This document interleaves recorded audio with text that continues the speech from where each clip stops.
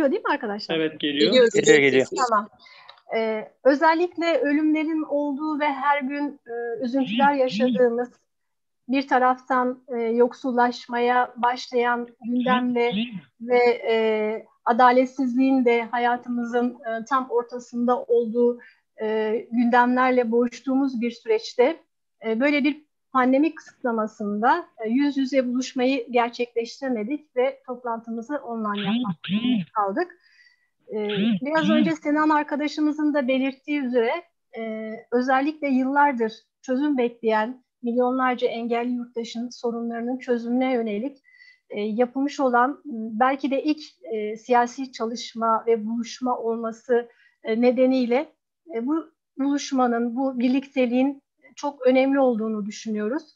Böyle bir günde bizleri yalnız bırakmadığınız için, aramızda olduğunuz için öncelikle eş başkanlarımız, STK temsilcilerinin çok değerli kurum temsilcileri, engelli yurttaşlar, basın emekçileri, engelli aileleri, ebeveynleri ve bütün aktivistler, engelli hakları aktivistleri ve değerli tüm katılımcılarla bir arada bugün bu konuyu konuşuyor olmaktan büyük bir kıvanç ve onur duyuyoruz. Umuyoruz ki sorunların çözümüne yönelik olarak bir adım, bir başlangıç olsun bu çalışma. Bütün arkadaşlara bizimle birlikte oldukları için tekrar teşekkür etmek istiyorum. Şimdilik çok uzatmadan ben sözü Musa Piroğlu arkadaşımıza, eş sözümüze bırakmak istiyorum. Arkadaşlar ben de herkese katılımdan dolayı selamlıyorum. Ağır bir süreçten geçiyoruz arkadaşımızın dediği gibi. Bir yandan salgın, bir yandan ağır bir ekonomik ve sosyal kriz. Öte yandan da genel olarak toplumsal krizin bütün ağırlığıyla herkesi etkisine aldığı bir dönem. Ne yazık ki bütün krizler, bu çeşit sosyal ekonomik krizler engelli camiasında çok da ağır olarak hissediliyor. Çünkü toplumun en ötekileştirilmiş grubunu oluşturuyoruz biz. Engellilerin sorunlarının daha ağırlaştığı ve neredeyse çözüm imkanlarının giderek kapatıldığı bir dönemden geçiyoruz. Çok fazla hak kaybıyla yüz yüzeyiz. Kazanmış hakların da adım adım elimizden alındığı bir dönemde yaşıyoruz ve ciddi sorunlarla boğuşmakta durumundayız. Bu noktada bu toplantının önümüzdeki süreçte engelli mücadelesinin büyümesinde bir katkı sunması, bu sorunların dile getirilip çözüm yöntemlerinin belirlenmesinde bir araç haline Peki, gelmesini. çok özür diliyorum. Sesiniz çok az geliyor. Bu benim kulaklık. Yani bu toplantının önümüzdeki süreç açısından çok daha verimli olması, engelliler sorunlarının gündeme gelmesi, çözüm yöntemleri konusunda belli ortaklaşmaların yaratılması gibi bir amaca hizmet etmesini bekliyoruz. Çünkü ciddi sıkıntılar var ama aynı zamanda da ciddi kopukluklarımız var. Birbirimizle temas kurmada, örgütlerin birbiriyle temas kurmasında ve ortak hareket etmede ciddi sorunlar yaşıyoruz. Bu yüzden bütün bunları aşmak adına aslında bir yolun başlangıcındayız. Bu başlangıcın önümüzdeki süreç için olumlu katkılar bulunmasını bekliyoruz. Ben herkese katılımdan dolayı teşekkür ediyorum.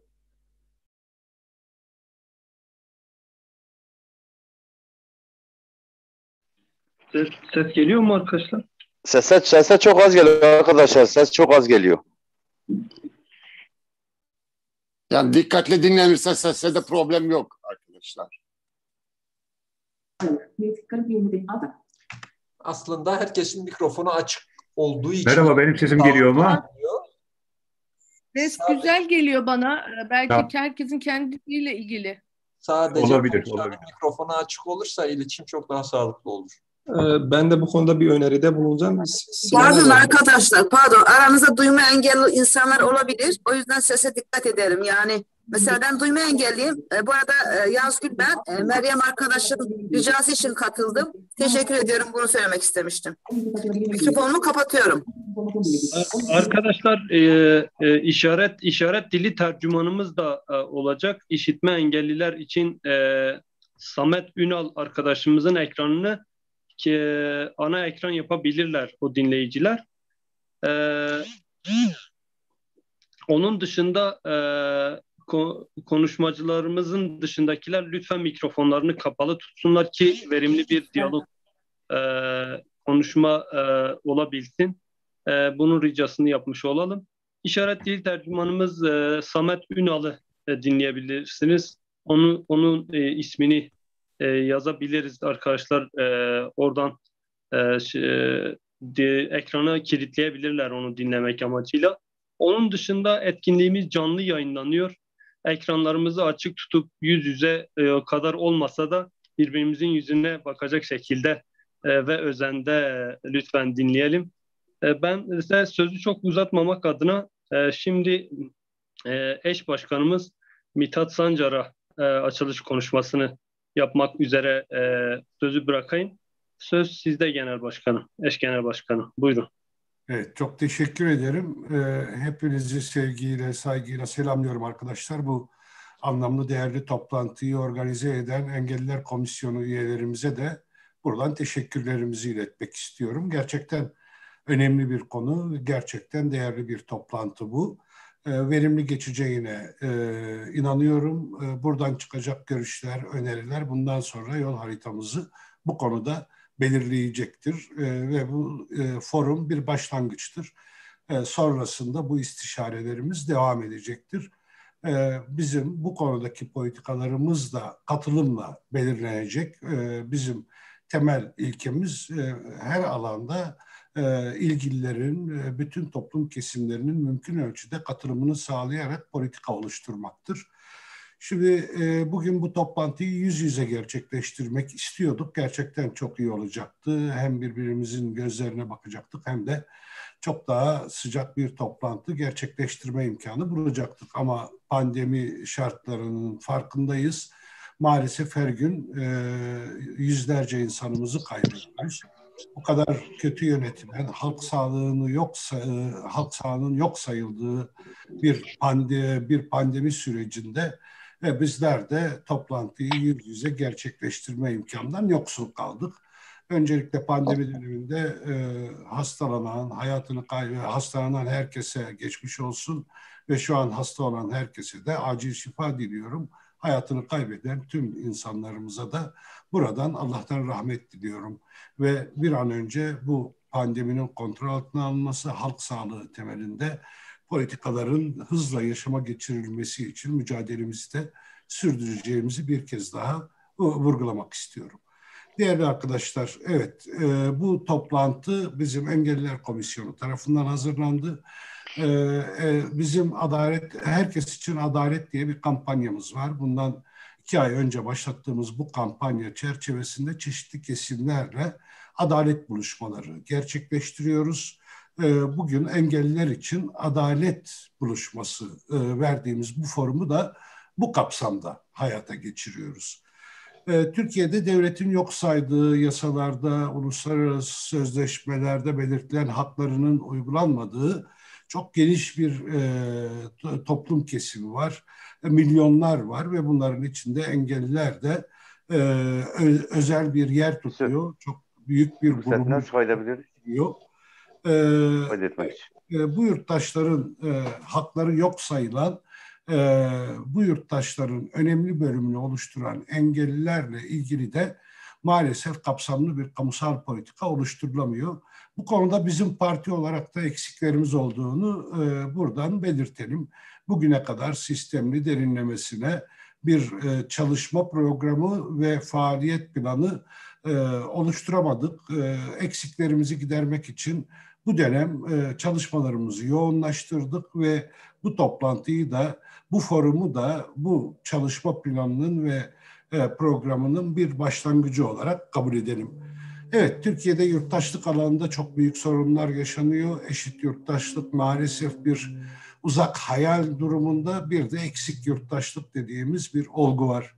Eksik yurttaşlık, yurttaşların önemli bir kesiminin yurttaşlık haklarından yararlanamadığı, kendilerine kamunun vermek zorunda olduğu hizmetleri alamadıkları bir durumu ifade ediyor. Eksik yurttaşlık kavramını en çarpıcı biçimde görebileceğimiz, test edebileceğimiz alanın da engellilik olduğunu buradan belirtelim. Bu Pandemi nedeniyle bizler evlere kapandık ya da büyük ölçüde evlere kapanmaya yönlendiriliyoruz. Burada yaşanan yoksulluklardan da elbette şikayetimiz var, itirazımız var bu yoksulluklara. Ama şöyle bir hani değerlendirme ve kıyas yaparsak engellilik alanında yaşanan sorunların kapsamını ve derinliğini daha iyi görebiliriz. Evet, engelliler, engelli yurttaşlar, engelli insanlar neredeyse hayatları boyunca şimdi bizim belli bir dönem yaşadığımız bu güvencesiz kapanma hayatını yaşamak zorunda bırakılıyorlar. Böyle bir hayata mahkum ve mecbur ediliyorlar. Türkiye'de kaç milyon engellinin yaşadığı bile belli değil değerli arkadaşlarım. Çünkü bu konuda doğru dürüst istatistikler yok. Bu istatistiklerin sağlam bir şekilde ortaya konmamasının elbette politik nedenleri var. Çünkü eğer gerçekten sayılar doğru bir şekilde tespit edilse ki 2000 yılında yapılan nüfus sayımında %12'nin üstünde bir oran belirlenmişti. Eğer gerçek oranlar ortaya çıksa devletin yükümlülüklerinin de çok daha fazla ve hızlı bir şekilde yerine getirilmesi talebi çok daha güçlü bir temele dayanacaktır. O nedenle bu alan bu şekilde muğlak bırakılıyor. Türkiye'de istatistikle nasıl oynandığını biliyoruz. Bu sadece Türkiye'ye özgü bir durum değil. Otoriter bütün sistemlerin halkı hiçe sayan, esas itibariyle kendi iktidarlarının devamı için uğraşan ve kendi yandaşlarına özellikle sermayeye kaynak aktarmayı programlarının temeli yapan bütün yönetimlerde rastladığımız bir durumdur. İstatistiklerle oynuyorlar. Her alanda olduğu gibi engellilerin sayısını belirleme konusunda da yine karşımızda böyle bir durum var maalesef. İktidarın engellilere sunduğu belli destekler olduğu sürekli propaganda ediliyor. Bu doğrudur. Belli ölçülerde destekler var ama bu desteklerin bütçe içindeki payının ne kadar sembolik olduğunu bir bakışta bile anlamak mümkündür. Tüm Türkiye halkına bu iktidar tarafından yaşatılan yoksulluk ve yoksunluk ülkenin en büyük azınlığını oluşturan engellilere daha derin bir şekilde yaşatılıyor. Bunu buradan bir kez daha vurgulayalım. Engellilere sunulan desteklerde dahi ayrımcılık yapıldığını da belirtelim sevgili arkadaşlar. Her alanda olduğu gibi bu alanda da ayrımcılık yapılıyor. Daha çok siyasi rant ve bir tür işte siyasi iktidara bağlılık amacıyla ya destekler gerçek objektif ölçütlere, ihtiyaç ölçütüne göre değil, yandaşlık ve siyasi ilişkiler esas alınarak sunuluyor.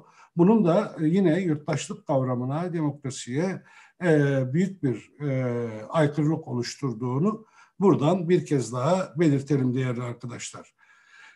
Mesela biraz önce söylendi, işaret dili konusunda da bu erişilebilirlik açısından son derece önemli. Büyük eksikler yaşanıyor. Aslında engellilerin yok sayıldığına dair en önemli göstergelerden biri bu ama sadece bu değil. Şehrin yapısı da, kentlerin durumu da engellilerin yok sayılması üzerine kurulmuştur neredeyse. Erişilebilirlik son derece önemli bir haktır ama bu hakkın hayata geçirilmesi için de yine kamunun, devletin çalışması ve bu alana ciddi bütçe payları ayırması gerekiyor. Fakat bu da maalesef gerçekleşmiyor. Bu alanda yerel yönetimlerin de belli çabaları olduğunu gözlüyoruz. Özellikle bizim belediyelerde bu kayımla gasp edilen belediyelerimizde bu konuda çalışma birimleri oluşturulmuştu, komisyonlar oluşturulmuştu. Yeterli olmamıştı elbette ama bu konuda iyi niyetle ve gayretle çalışmalar başlatılmıştı. Şimdi o belediyeler gasp edildi ve çalışmaların hepsi de başka alanlardaki bu tür yurttaşlık ve kamusal çalışmalar gibi, halk için çalışmalar gibi bunlar da durduruldu değerli arkadaşlar. Başka belediyelerin de çalışmaları var ama toplamda yerel yönetimlerin bu alandaki katkısının çok yetersiz olduğunu görmemiz gerekiyor. Aslında yerel demokrasi dediğimiz şeyin neden önemli olduğunu bu alanda da bir kez daha görebiliriz. Evet, yerel demokrasi yurttaşların yerel yaşama ve yerel yönetime katılmaları, kendi kendilerini yönetme ilkesinin hayata geçeceği mekanizmaları oluşturmaları anlamına geliyor. Eğer gerçekten bir yerel demokrasi olsaydı, Türkiye'de güçlü bir yerel demokrasi kurulabilseydi, o zaman pek çok hizmet ve pek çok sorun yerelde çözülebilecekti. Engellilerle ilgili toplantıdayım.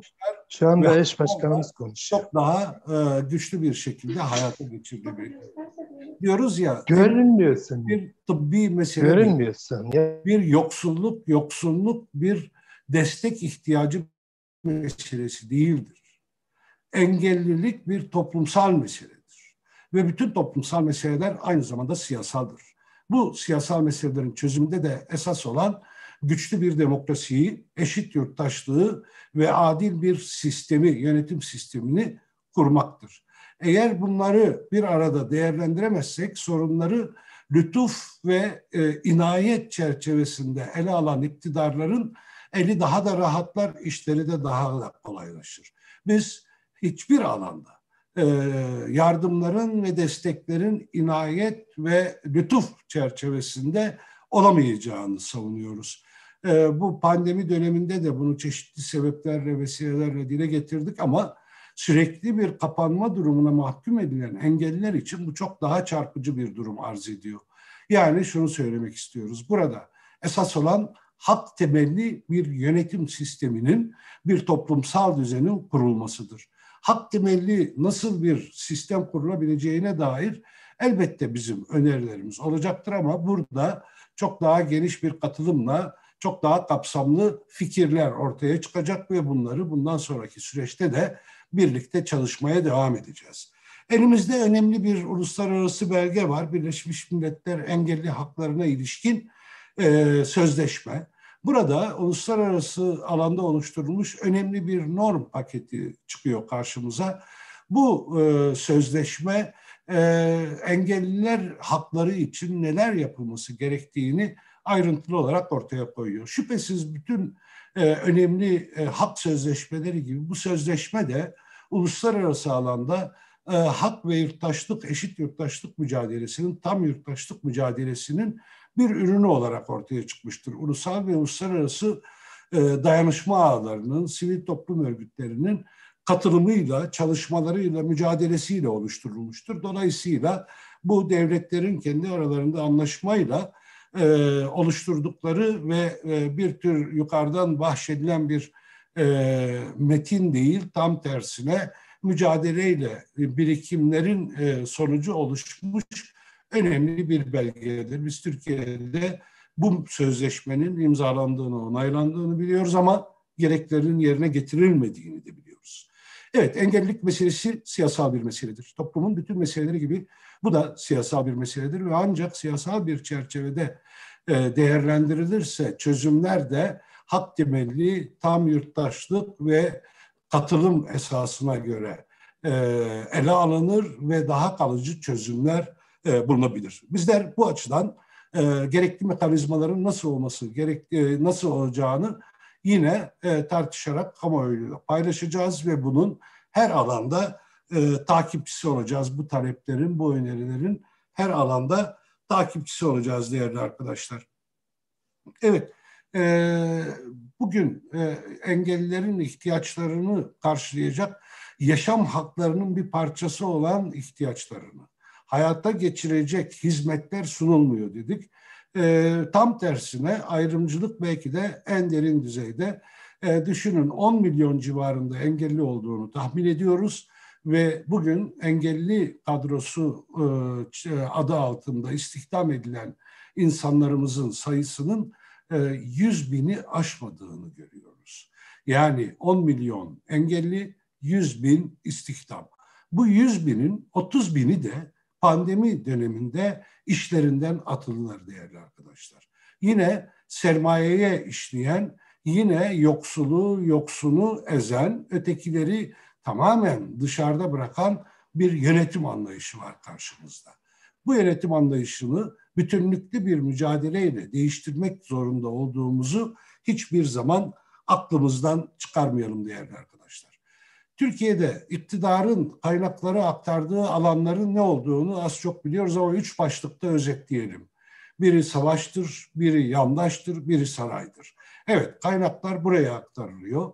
Yandaşlara ve saraya aktarılan kamu kaynakları yoksulların, emekçilerin, yoksulların, ötekileştirilenlerin sofrasından çalınıyor. Ekmeğinden alınıyor. Ve karşımızda çok büyük bir gerçeklik olarak, acı bir gerçeklik ve yıkım örneği olarak savaş politikaları duruyor. Savaşın engellilik alanında nasıl önemli bir faktör olduğunu anlatmama gerek yok. Evet, savaşlar sadece can kayıplarına yol açmıyorlar. Savaşlarda verilen istatistikler genellikle can kayıplarına ilişkindir. Elbette her bir can canımızdan gitmektedir. Fakat savaşların geride bıraktığı yıkımların önemli bir bölümünü de yaralılar ve engelliler oluşturmaktadır. Yani savaşta çeşitli şekillerde yaralanan ve hayatını engelli olarak sürdürmek zorunda olan milyonlar bulunuyor. Bunlar büyük savaşlarda olduğu gibi iç çatışmalarda da karşımıza acı bir gerçeklik olarak ortaya çıkıyor. O nedenle engellilik hakları için mücadele aynı zamanda şiddetin her türlü savaş politikasına karşı mücadeleyi de mutlaka içermek zorundadır. Barış mücadelesi engellilik mücadelesinin, engelli hakları için mücadelenin temeli olmak zorundadır. Bakın ben Nusaybin'de doğdum, büyüdüm ve Nusaybin bir sınır kentidir, hepiniz biliyorsunuz. Aranızda sınır şehirlerinde büyümüş insanlarımız da mutlaka vardır. Ben daha küçükken, ilkokuldayken bizim Kaçakçılar Pasajı denen bir çarşı vardı. Oraya işte büyüklerimizle gittiğimizde dikkatimi bir şey çekerdi. O neydi? Pek çok insanın ya bacağı yoktu, ya kolu yoktu ya da başka şekilde bir engellilik durumu yaşıyordu. Buna gerçekten şaşırıyordum. Sınır şehirlerinde, özellikle Kürt bölgesindeki sınır şehirlerinde bu örneği çokça görürsünüz.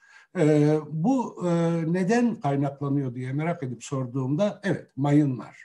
Mayınlar savaş politikaları. Sınır ve halkları birbirinden ayrıştırma politikalarının çok vahşi sembolleridir değerli arkadaşlar. Geçim için veya başka nedenlerle hani sınır ticareti olarak adlandırılabilecek bir durumdan ekmeğini kazanmaya çalışan yüzlerce, binlerce insan sadece benim yaşadığım şehirde mayınlara bastıkları için bir şekilde ya vücutlarında önemli hasarlar yaşadılar ve hayatlarına engelli olarak devam etmek zorunda kaldılar. İşte bizim yapmamız gereken şey, bakın bütün savaşlar için geçerli olan bu duruma açık bir şekilde karşı çıkmaktır. Bütün bunları bütün bunları bütünlüklü, bütün bu gerçekleri kapsamlı bir politika, kapsamlı bir yaklaşım ve değerlendirme çerçevesinde ele alma mecburiyetimiz vardır. Hak mücadelesi sadece belli bir boyutla sınırlı kaldıkça istediğimiz sonuçları elde etmemiz de maalesef mümkün olmayacaktır. Yine vahşi kapitalist sistemin yarattığı bu acımasız sömürü düzeninin önemli bir sonucu da iş cinayetleridir. İş cinayetleri elbette pek çok emekçinin hayatına mal olmaktadır ama aynı zamanda yine biraz önce mayınlarda savaş politikalarının ürünü olan mayınlarda olduğu gibi engellilik durumunu yaratan önemli kaynaklar arasındadır. İşte biz aş için, iş için, hak için, eşit ve tam yurttaşlık için mücadele ederken aynı zamanda barış için, demokrasi için, özgürlük için de mücadele etmek zorundayız. Böyle kapsamlı bir hareketi, hak mücadelesi, tam ve eşit yurttaşlık mücadelesini, demokrasi ve özgürlük mücadelesini yaratmak zorundayız değerli arkadaşlar. Adaleti herkes için sağlamak için başka yolumuz yok. Bizler bu çalışmayı yine çok derin bir şekilde yok sayılan, nüfusun önemli bir kesimini oluşturduğunu bildiğimiz siz değerli arkadaşlarımızla, değerli sivil toplum örgütü temsilcileriyle, bireylerle, siyasi parti temsilcileriyle bir arada yürütmek istiyoruz. Bunun için de bizlere sizlerin yol göstermesini istiyoruz. Bizler bu iş için elimizden geleni yapmaya, bütün gücümüzle mücadeleyi yürütmeye hazırız. Ama sadece bir kesimle, sadece bir partiyle bu sorunları çözemeyeceğimizin de farkındayız. Bizim istediğimiz tıpkı kurmayı hedeflediğimiz düzen gibi mücadelenin de katılımcı olmasıdır. Yani biz Türkiye'de gerçek anlamda bir demokrasi, tam ve eşit yurttaşlık oluşturmak istiyoruz. Yerel demokrasiyi güçlendirmek istiyoruz. Bütün bunun temeli de herkesin hak öznesi ve siyasi aktör olduğu, kendini toplum hayatının belirleyici unsuru olarak gördüğü ve böyle kabul edildiği bir programla yapabileceğimize inanıyoruz. Bu bizim siyasi hedefimizdir ama aynı zamanda mücadelede de yöntemimizdir. Sadece katılımcı bir demokrasi değil, aynı zamanda katılımcı bir mücadele istiyoruz. Herkesin kendisini eşit temsil edeceği, eşit hissedeceği ve siyasetlerin, programların eşit katılımla, güçlü katılımla oluşturulacağı bir yolu hep birlikte yürüyelim diyorum. Bu güzel, bu anlamlı, değerli toplantı için hepinize, hazırlayanlara, organize edenlere ve katılanlara, sizlere çok teşekkür ediyorum. Hepinize gönülden sevgilerimi, selamlarımı iletiyorum.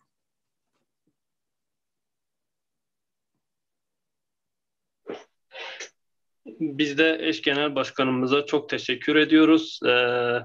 Şimdi sözü çok uzatmadan heyecanla hazırladığımız HDP Engellilik Manifestosu'nun genel çerçevesini sunmak üzere eş sözcümüz, Engelliler Komisyonu eş sözcüğümüz Hatice Betül Telebi'ye bırakıyorum. Saygılar sunuyorum.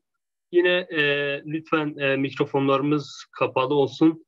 İşaret dili tercümanımız Samet Ünal'dır. Yazdım chat grubundan. Arkadaşlar dinlemek isteyenler, oradan takip etmek isteyenler olabilir. Bir de ekranlarımız açık olursa kayıt alınıyor. Çok teşekkür ediyorum. Teşekkür ediyorum Sinan arkadaş. Ben de öncelikle değerli eş başkanımız Mithat hocamıza bu konuya ve gündeme dair derinlikli bir bilgilendirme ve konuşması için çok teşekkür ediyorum öncelikle. Gerçekten her konuya hassasiyetle değindi. Bugün kaç yurttaş için bir aradayız? Aynen Mithat hocamızın belirttiği üzere bu rakamı, bu sayıyı kesin olarak bilmiyoruz. Bir tahminimiz var ama 2002 yılında TÜİK'in açıkladığı rakam. Eğer hiç artmadığını farz edersek 10 milyon yurttaşımızın, engelli yurttaşımızın ve bir ebeveynin de ilave olduğunu düşünürsek aslında 20 milyon yurttaşımızın sorunlarını konuşmak üzere bir araya geldik. Neden bu istatistiksel rakamlar üzerinde duruyoruz? Aslında bu konudaki verilerin yetersizliği sorunları çözmeye yönelik iradenin ve isteksizliğin de bir göstergesidir. 2005 yılında ilk olarak özürlü kanunu çıkartıldı bu ülkede ve bir tanım yapıldı. Bu tanımlamada engelli yurttaşlar rehabilitasyona, bakıma ve korunmaya ihtiyaç duyan kişiler olarak tanımlandı. 2014 yılında yasa değişip bu tanımlama yeniden düzenlenmiş olsa bile kelimeler değişti fakat aslında zihniyet hiç değişmedi. Şu ana kadar mevcut engelli sorunlarını inşa eden aslında geleneksel bireyci tıbbi model dediğimiz model. Peki nedir bu model? Çok kısaca özetleyelim. Engelli bireyin eksik, bozulmuş, deforme olmuş, hasta ve anormal olduğunu söyleyen modeldir tıbbi model. Kişinin başına çok talihsiz bir olay gelmiştir. Çoğu zaman da dinsel kodlarımızla bunu kader olarak tanımlarız. Sorun da başına kötü olay gelen kişinin kendisine aittir. Çözümü bulması gereken kişi de kendisi de ailesidir. Tıbbi modelin yaklaşımı budur. Tıbbi model hastalık olarak kabul eder engelliliği ve bu hastalığın bir şekilde muhakkak tedavi edilmesi gerektiği üzerinde durur. Tıbbi modelin aslında en büyük sıkıntılarından birisi engelli bireyleri eşit yurttaş olarak tanımlamaz. Geleneksel tıbbi modelin tanımında engelli birey bakıma ve korunmaya muhtaç olan kişidir. Bu negatif tanımlamalarla inşa edilmiş kültürde biz engelliler çok standart olarak 4 başlık altında toparlayacağımız, özetleyebileceğimiz sorunlar yaşıyoruz. Bu kültürde eşitsizlik yaşıyoruz her şeyden önce. Toplumsal bir eşitsizliğe maruz kalıyoruz. Bu kültürde dışlanıp ayrımcılığa uğruyoruz. Sosyal izolasyon ve yalnızlığa mahkum ediliyoruz. Etiketlenerek damgalanıyoruz. Etiketleme aslında insanlığın var olduğu süreç içerisinde, tarihsel süreç içerisinde birçok toplumlarda farklı amaçlarla yapılmıştır. Ama engellilik için etiketleme tarihsel süreçte geçmişe baktığımız zaman 3 şekilde yapılmıştır. İlk etiketlemeler tehdit edici olmuştur. Toplumun, insanlığın ilk tarihsel süreçlerinde engelli bireyler tehdit edici bulunmuştur. Daha sonraları yük, en son günümüzde de kabul gören aciz etiketlemesi yapılmaktadır. Bu o kadar güçlü bir etiket ki şu an toplantıda bulunan bütün engelli arkadaşlar bunu hissetmiş ve hayatlarının bir döneminde muhakkak yaşamışlardır. Bizim etimize yapışır. Bu etiketlemeden kaynaklı olarak örneğin görme engelli bir bireyin eline para tutuşturulması ya da yanında çocuğu varsa çocuğunun eline para tutuşturulması ya da ortopedik engelli bir bireyin kaldırım çıkarken çekiştirilerek yardım edilme ihtiyacı ve bu arada belki de bu yardımdan kaynaklı düşürülmesi veya bizlerin, ortopedik engelli bireylerin vücutlarının meraklı gözlerle takip edilmesi aslında bu kültürden beslenen etiketlenmenin bizim hayatımıza yansıyan davranışsal modelleridir. Çok açıktır ki bu engellilik kültürüyle, bu negatif kültürle engellilik sorunları çözülemedi ve çözülemeyecek. Bundan hareketle engelli komisyonumuz şunu savunuyor. Artık yeni bir paradigmaya ihtiyacımız var. Yeni paradigma bütünsel olmalıdır. Yeni paradigma tıbbi modelin tüm söylemlerini reddederek bu kültürü de reddetmeli ve sosyopolitik model dediğimiz yepyeni bir model ve anlayışla yeni engellilik kültürünü inşa etmelidir. Aslında sorunun en temel ve can alıcı noktası burası. HDP farklı bir perspektif getirilmesi gerektiğini düşünüyor bu soruna. Bu perspektif nedir? Biraz bundan bahsetmek istiyorum. Bu perspektifin bakış açısıyla aslında mevcut kültürdeki engelliyi tanımlarsak, bu bakış açısından engellilik aslında egemen ideolojinin kutsadığı, yücelttiği, sadece bir tasarım olan o prototipin dışında kalma halidir. Yani sistem bir prototip bize dayatıyor. Aslında bunun işte tek millet, tek bayrak, tek dil, bu teklikten gelen, bu tek zihniyetinden gelen temellenmiş bir düşüncenin ürünüdür. Tek beden. Yani her şeyde tekliği hedefleyen sistem aslında bedenlerimizi de tekleştirme iddiasındadır. Bu iddia toplumsal doğanın gerçeğine ve hakikatine aykırıdır aslında. Dolayısıyla bizim bakış açımızdan engellilik tamamen bedensel bir farklılık ve nöroçeşitliliktir. Hiçbir şekilde bedenlerimiz tek olamaz. Bir bedenin ebedi bir şekilde sonsuz bir mükemmellikte olacağını varsayamayız. Ya da tüm zihinlerin aynı nöroçeşitlilik içerisinde çalışması doğanın kendi hakikatine aykırı bir beklentidir. Mevcut kültür aslında tam eksiklik, normal, anormallik şeklindeki iki dualite arasında bir ideoloji test etmektedir. Biz buna sağlamcı ideoloji diyoruz ve toplumsal normların tamamı bedene ait ve nöroçeşitliliğe ait toplumsal normların tamamı da bu ideolojiden beslenmektedir. Biz bu ideolojinin reddi üzerinden hareket ediyoruz. Engellilik aslında tamamen ırk, cinsiyet ya da inançlar alanında gözlemlediğimiz gibi bir ayrımcılık ve sosyal baskıdan ibarettir. Bu sorun bireysel bir sorun değildir. Bu sorun kamuya ait bir sorundur. Dolayısıyla sorun bireyin kendi bedeninde değil, toplumun içerisinde, toplumun zihnindeki kodlarda, bakış açılarında ve bedene atfettiği anlamlarda ve hayatımızda adeta bizleri inkar eden mimari yapılanmalarda ortaya çıkmaktadır. Dolayısıyla evet, bir restorasyona ihtiyaç var. Ama bu restorasyon bizim bedenlerimizde değil.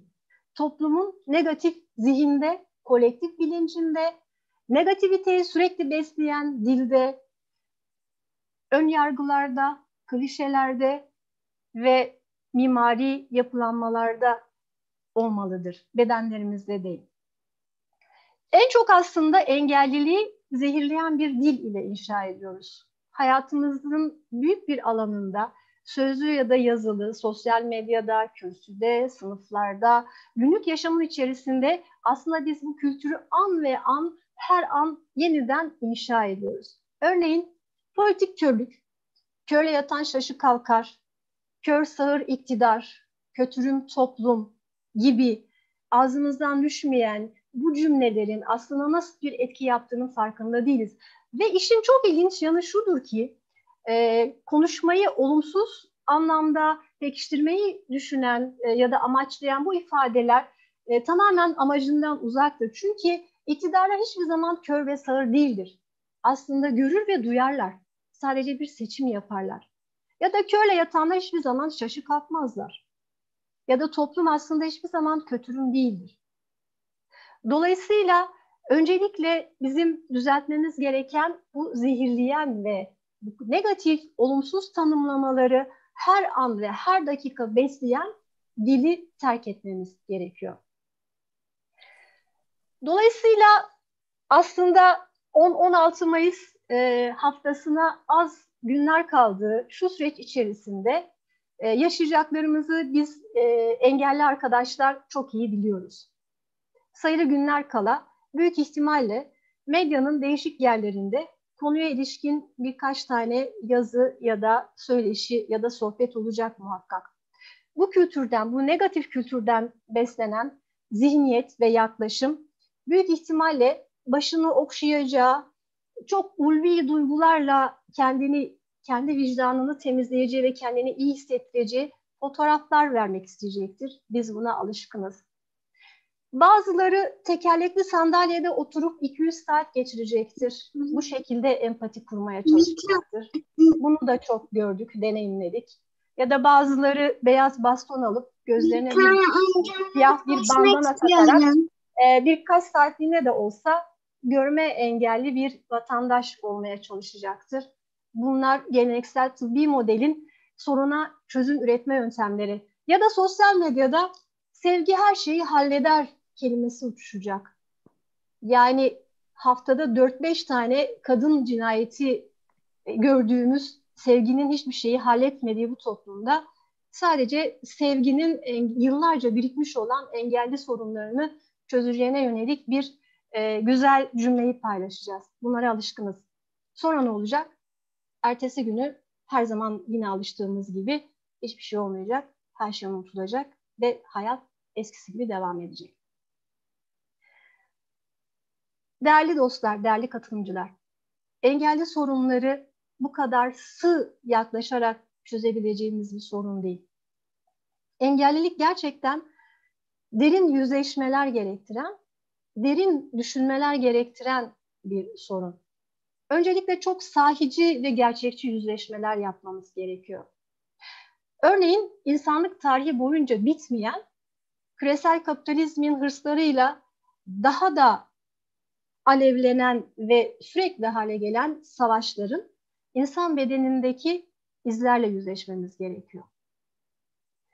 Coğrafyamızda gün geçmiyor ki bir oyun oynayan bir çocuğun bedenini paramparça eden mayınlı alanlarla, temizlenmemiş mayınlı alanlarla yüzleşmemiz gerekiyor. Yine çok ulvi bir amaçla yıllar önce dünyada açlığı bitirmek amacıyla ortaya çıkmış bilimsel teorilerle geliştirilmiş GDO'lu tarımların engelliliği yaratan en büyük etkenlerden biri olduğunu ama açlığı da ortadan kaldırmadığı gerçekliğiyle yüzleşmemiz gerekiyor.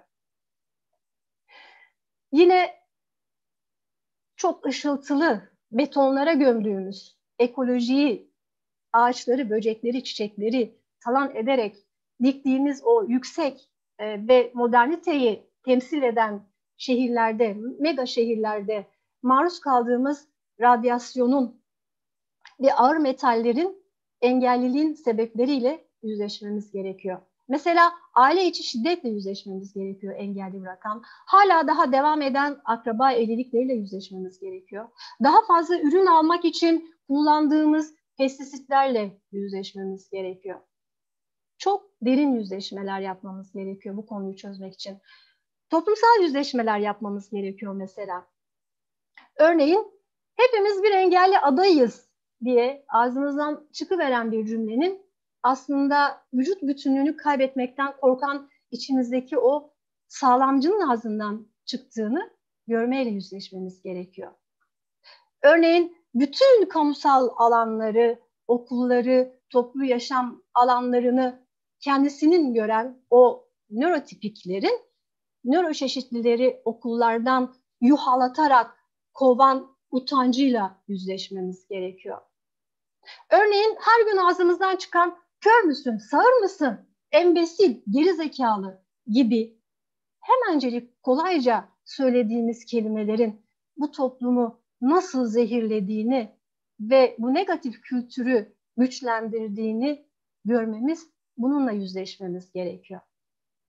Örneğin çok sıkıldığımız bu pandemi günlerinde bir bitse de artık kurtulsak, eskiye dönsek, hayata aksak, birbirimize dokunsak dediğimiz şu günlerde aslında milyonlarca engellinin süresiz bir pandemi hayatına bizim duyarsızlıklarımız yüzünden mahkum edildiği gerçeğiyle yüzleşmemiz gerekiyor.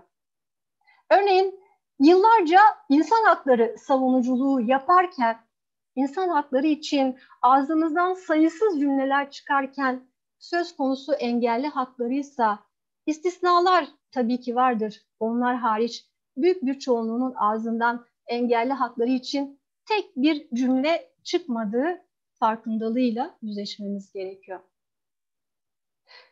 Sonra işçi sınıfına ait bir bireyken ve değer gören bir sınıfın üyesiyken birdenbire bir kazayla tamamen değersizleşmiş, hor görülen, dışlanan bir kesimin bireyi haline geldikten sonra o değerin değersizleştiği ve unutulduğu gerçeğiyle yüzleşmemiz gerekiyor. Sonra bedenlerimize ait yüzleşmeler yapmamız gerekiyor. Gerçekten samimi bir şekilde bir beden benim için ne anlam ifade ediyor? Bir bedene ne kadar değer veriyorum, ne kadar değer biçiyorum? Bununla sahici bir şekilde yüzleşmemiz gerekiyor. Ve belki de tüm bu yüzleşmelerden sonra şunu sormamız lazım. Daha iyisini yapamaz mıyız? Şüphesiz daha iyisini yapabiliriz. Hakim ideolojinin bize yaratmış olduğu simülasyondan özgürleşerek, hakikatin renkleriyle kenetlenerek daha iyisini inşa edebiliriz. Bunun için toplumsal bir dönüşüme ihtiyacımız var. İşte tam bu noktada HDP Engellilik Manifestosu bu dönüşüme küçük bir kıvılcım olmayı amaç edinmiştir. Çok teşekkür ediyorum arkadaşlar.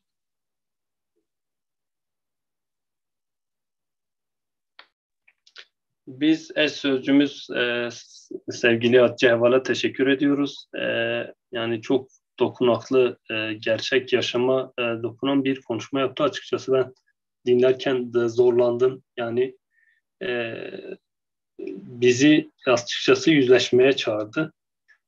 Ben de bizim komisyonumuzun hazırladığı manifestonun linkini gruba attım. Yani herkes chat bölümünden, linkten manifestoya ulaşabilir.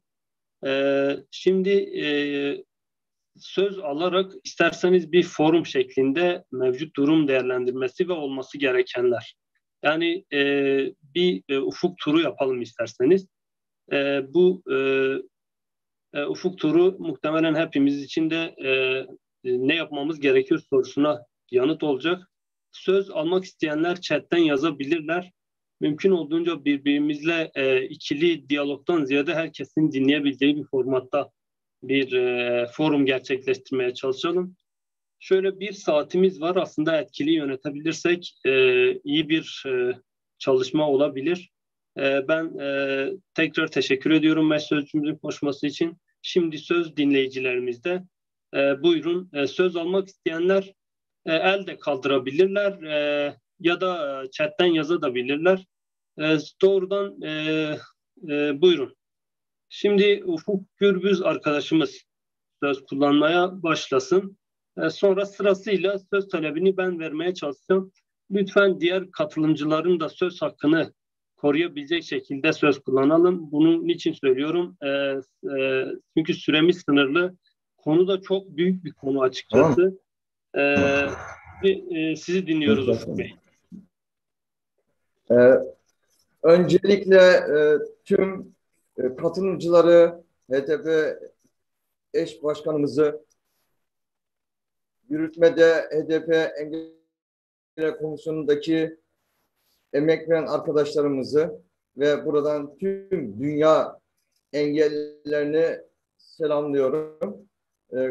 Mümkün olduğu kadar kısa kesip diğer konuşmacıların da zamanı iyi kullanma adına Dix emekli sen 1,5 ay önce, yani 1,5 aydır engeller komisyonu oluşturarak engelli emeklilerin emekli olduktan sonra hak kayıplarını ve hak ihlallerini de ortaya koyarak bir alan açtı.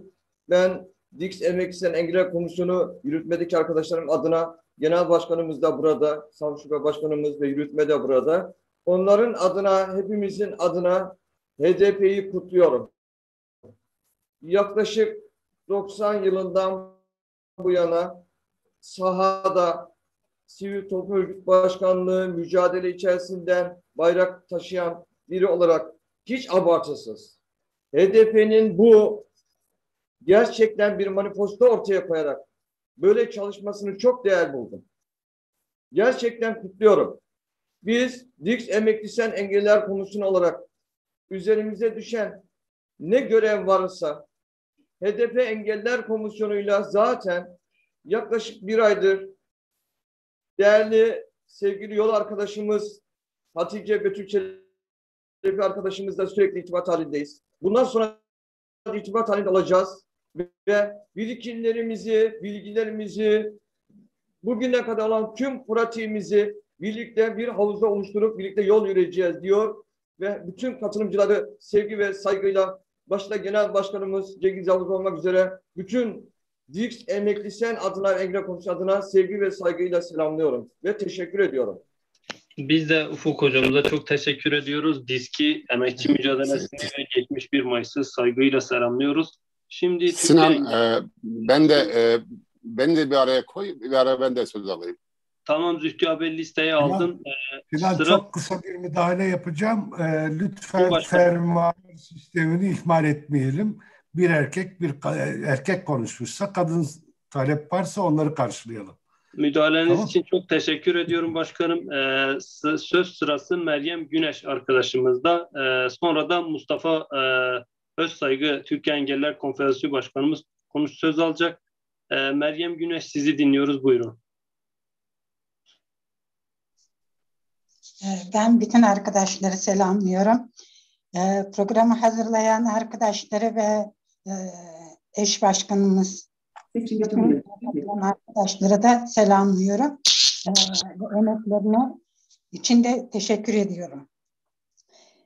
Şimdi ilk aslında söylenmesi ya da sözüme geçmeden önce şöyle bir ricada bulunayım. Malum az duyan benim gibi ya da duymayan arkadaşlar beden dilini okuma ihtiyacını hissettikleri için konuşan arkadaşlar ekranını da açarlarsa konuşma bittikten sonra yine katabilirler. Böylece daha verimli bir toplantı olur. Şimdi birinci söylemek istediğim, evet böyle bir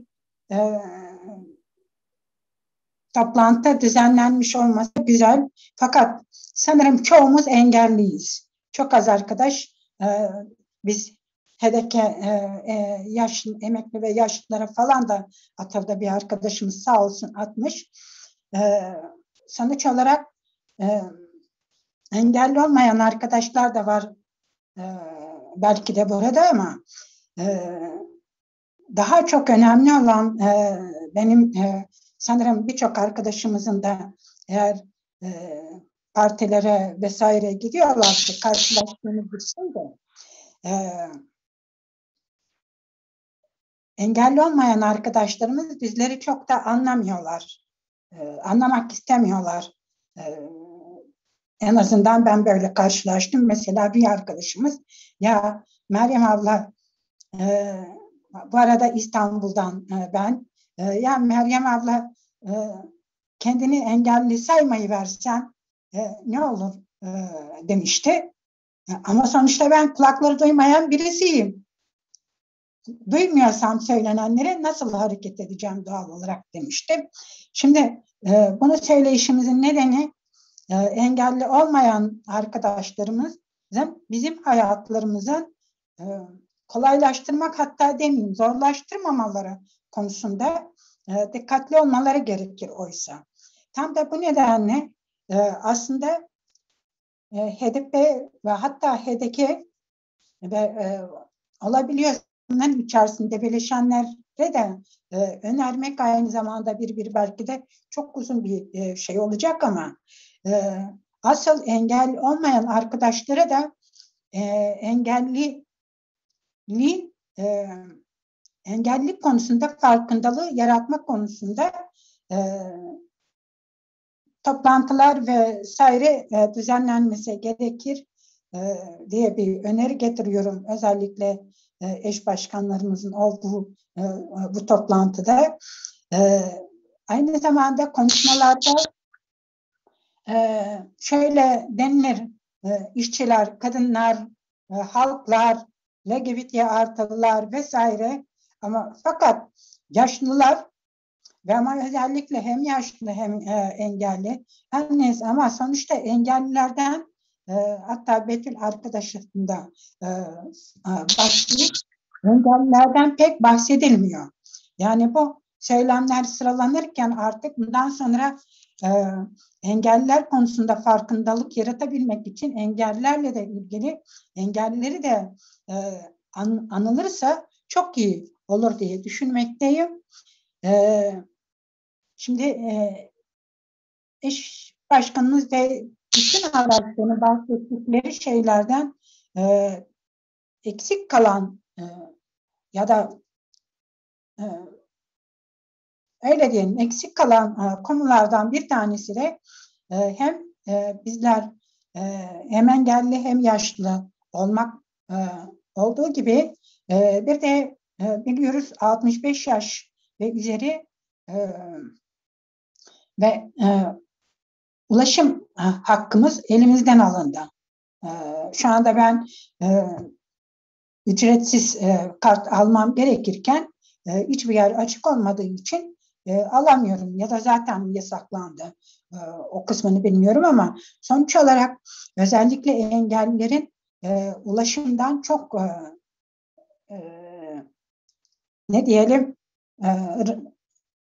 muzdarip olduklarını söyleyelim. Çünkü emekliler ve engelliler sağlık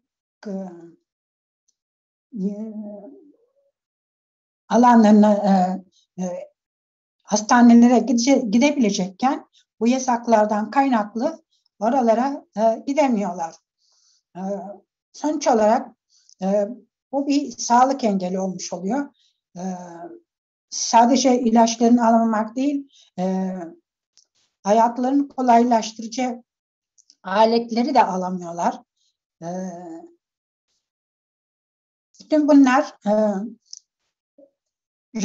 konuşurken ama geldiğimiz sadece yerellere geldik. Yerellerden tabii merkezi sistem iktidardan da talep edilmesi gereken şeyler. Örneğin birçoğumuzun zorluk çektiği özellikle ama olan arkadaşlarımız daha çok zorlukla karşılaştıklarını düşünüyorum. Ben vatandaşları çok uyarıyorum ama yapmıyorlar. Bu kaldırım veya kaldırımların başına kapı gibi araçlar park ediliyor ve hatta bizler bile geçemediğimiz bir durum olduğu için yerellerden de bu konuda talep etmeliyiz diye düşünmekteyim. Meryem arkadaş, bağlamak için başka arkadaşların da talebi var. Evet, bulamadım yazımı. Toparlayabilir misiniz? Yok, bitirdim, o bağlayacağım. Neyse, sonra kalsın, belki başka arkadaş zaten söyler. Teşekkürler. Tamam. Biz teşekkür ederiz tespitleriniz ve önerileriniz için. Şimdi Türkiye Engelliler Konfederasyonu Başkanı Mustafa Özsaygı, sonrasında Yazgül Yıldırım arkadaşımız söz kullanacak. Sonrasında Zühtü Turgut arkadaşımız kullanacak. Lütfen özet yapmaya çalışalım arkadaşlar. Çok söz talebi var. Süremiz de kısıtlı. Hepinizi saygıyla selamlıyorum. Tekrar buyurun Mustafa Başkanım. Teşekkür ediyorum. Arkadaşlar, öncelikle 130'un üzerinde gördüğümüz kadar katılımcı var. Bu çok önemli bir şey. Herkese tekrar hoş geldin diyoruz. Elbette benden önceki konuşmacı arkadaşımın söylediği gibi bu diyalogumuzun, bu çalışmamızın mutlaka müsbet bir şekilde devam etmesini hepimiz arzuluyoruz.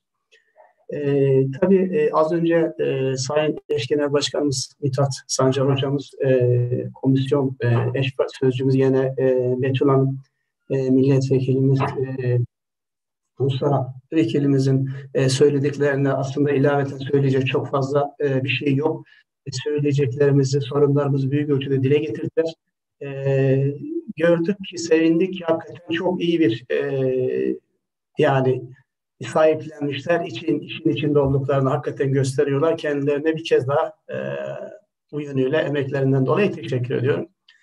Tabii ne kadar da konular gündeme getirilmiş ise de ben iki konu üzerinde özellikle sizlerin dikkatini çekmek istiyorum arkadaşlar.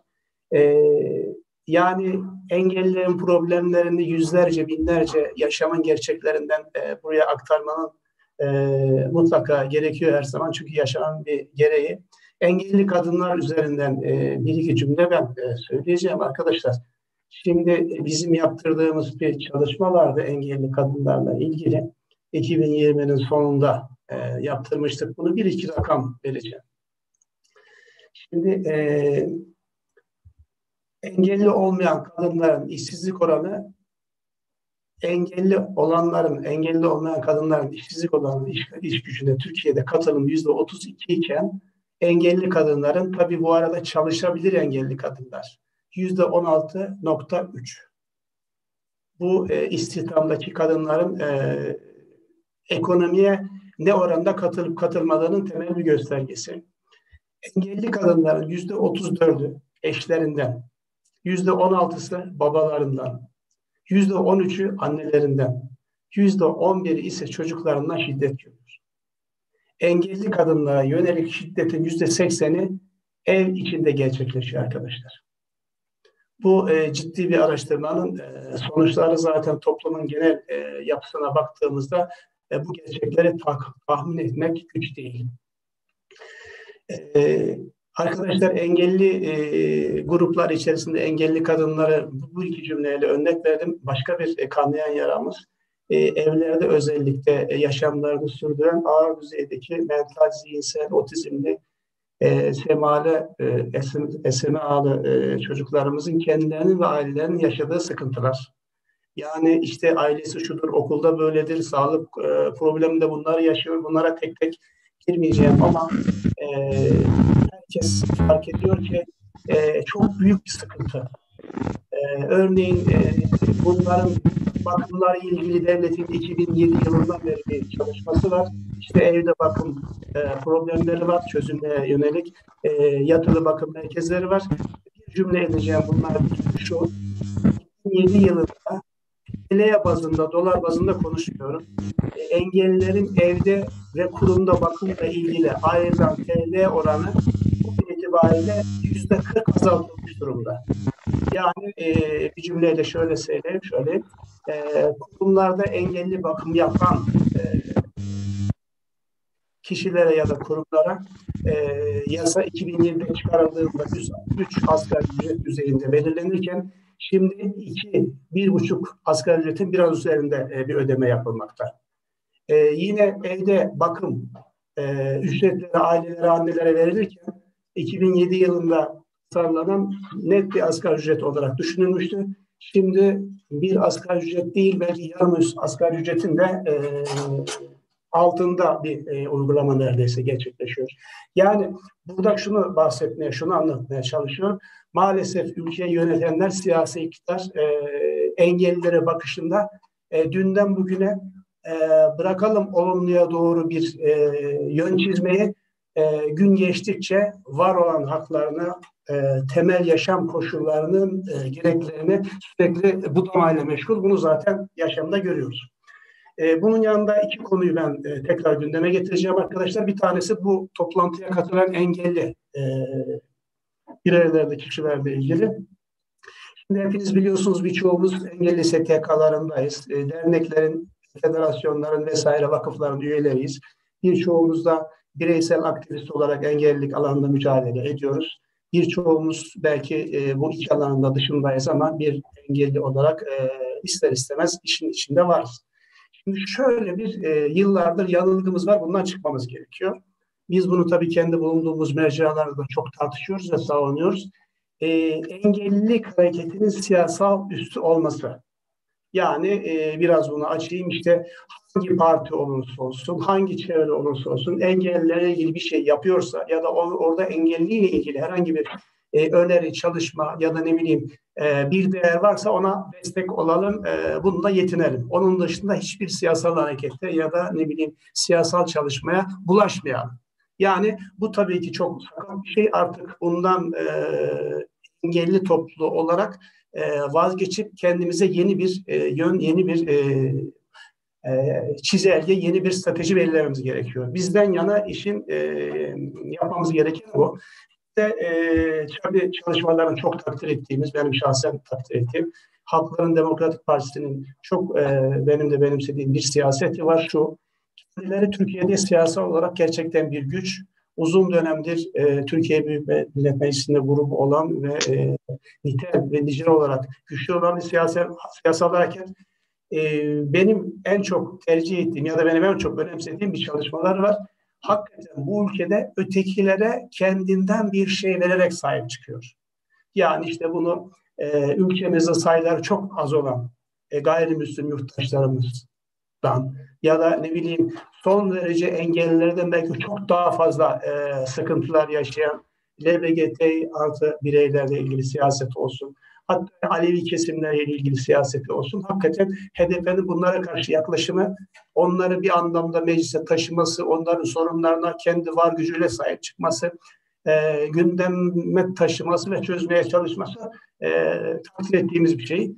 Burada bunu engellilere karşı da böyle bir yaklaşımını bekliyoruz. Yok mu? Var tabii ki. Ancak şöyle mesela somutlayabiliriz bunu.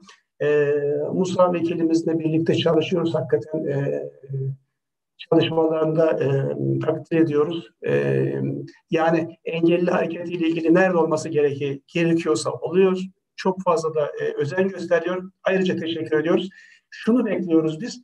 HDP'nin engelli STK'larıyla daha bir organik, onları kendi içerisinde daha özel bırakarak bir yaklaşımda bulunması gerekiyor. Yani şöyle, örneğin HDP'de görevlendirilecek bir merkez yürütme kurulu üyesi, bir vekil veya bir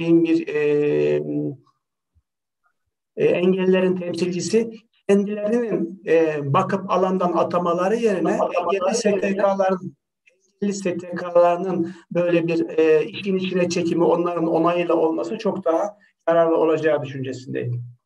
Ben çok fazla arkadaşlar zamanınızı almayacağım. Bu özellikle iki konunun altına çizmek istedim. Herkese teşekkür ediyorum. Başkanım, biz de değerlendirme ve önerileriniz, tespitleriniz için teşekkür ediyoruz. Şimdi Yazgül Yıldırım arkadaşımızın söz hakkı, sonra Zühtü Turgut ve Mehmet Çelik'ten arkadaşlarımız söz alacaklar. Sözü kesmek istemiyorum ama 5 dakikayı geçtiğinde uyarmak durumunda kalacağım arkadaşlar. Çünkü çok söz talebi var. Bütün arkadaşlarımız değerlendirmelerini yapsınlar diye bu uyarı yapmak zorundayım. Teşekkür ediyorum. Buyurun, sizi dinliyoruz Yazgül Hanım.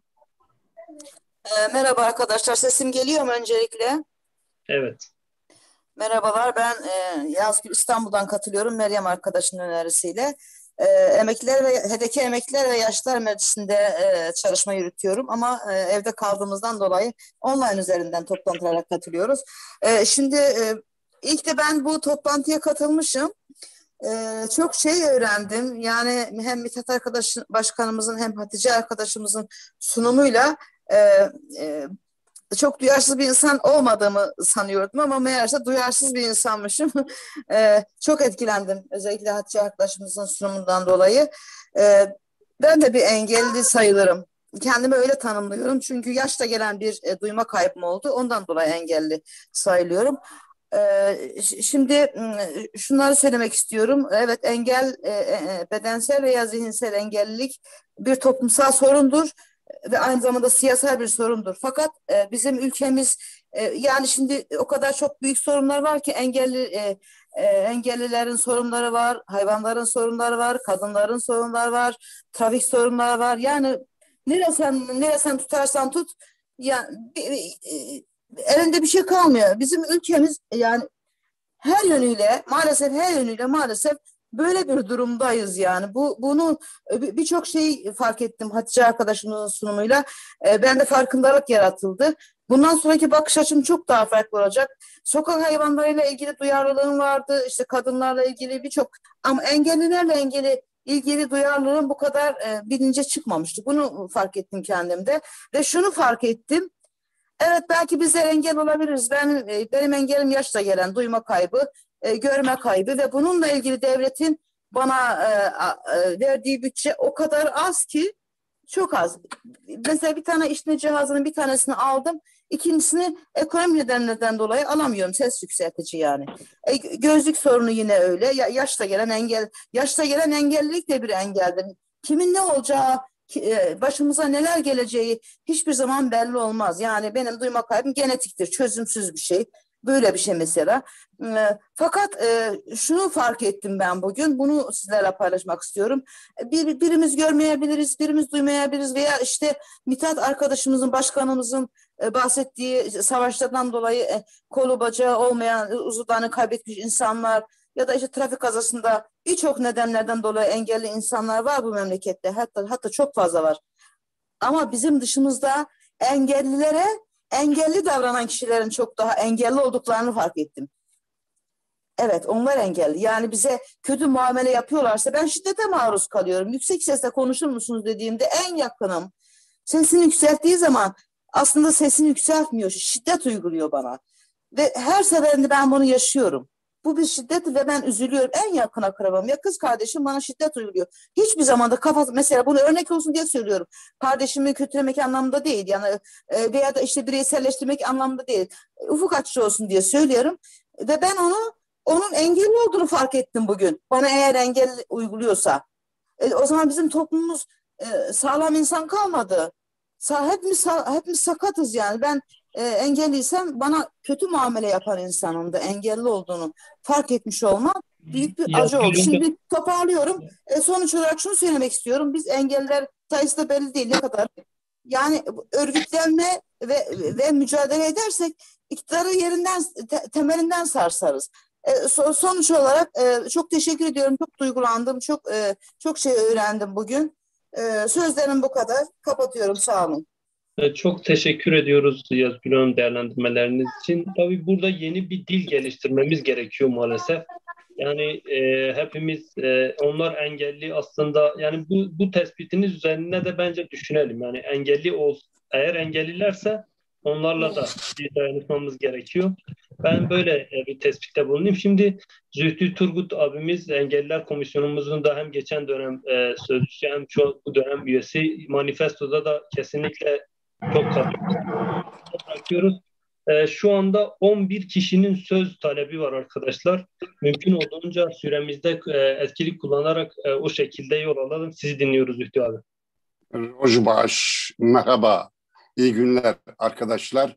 Önce ben burada birçok kişiyi tabii ki tanıyorum ama beni tanımayanlara da kendimi tanıtayım. Sinan belirtti, geçen dönem parti meclisi üyesiydim. Bu engellilik meselesi üzerinden çalışma yürüttük. Bu dönemde yine komisyon üzerinden çalışmaları yürütüyoruz. Şimdi arkadaşlar, Hatice Betül arkadaşımız manifesto üzerinden çok etkili bir konuşma yaptı. Yani işte bu manifestonun bütün hazırlanmasında yani olan birisi olarak bu konuşmadan ben bile etkilendim. Yani öyle bir konuşmaydı. Duygulandım yani. Gözlerim yaşardı öyle bir konuşmadan. Halbuki o manifestonun her sözcüğünü, her harfini neredeyse biliyorum ben. Öyle beraber hazırladığımız bir şeydi ama çok etkilendim. Şimdi bizler yıllardır işte Türkiye'deki bu engelli STK'ları denilen derneklerde, vakıflarında, federasyonları, konfederasyonlarında birçok alanlarda görev aldık. Aslında yıllar yılı şu bizim manifestoda söylemiş olduklarımızı biz oralarda aktardık arkadaşlarımıza. Yani bu işlerin böyle olması gerektiğini aktardık.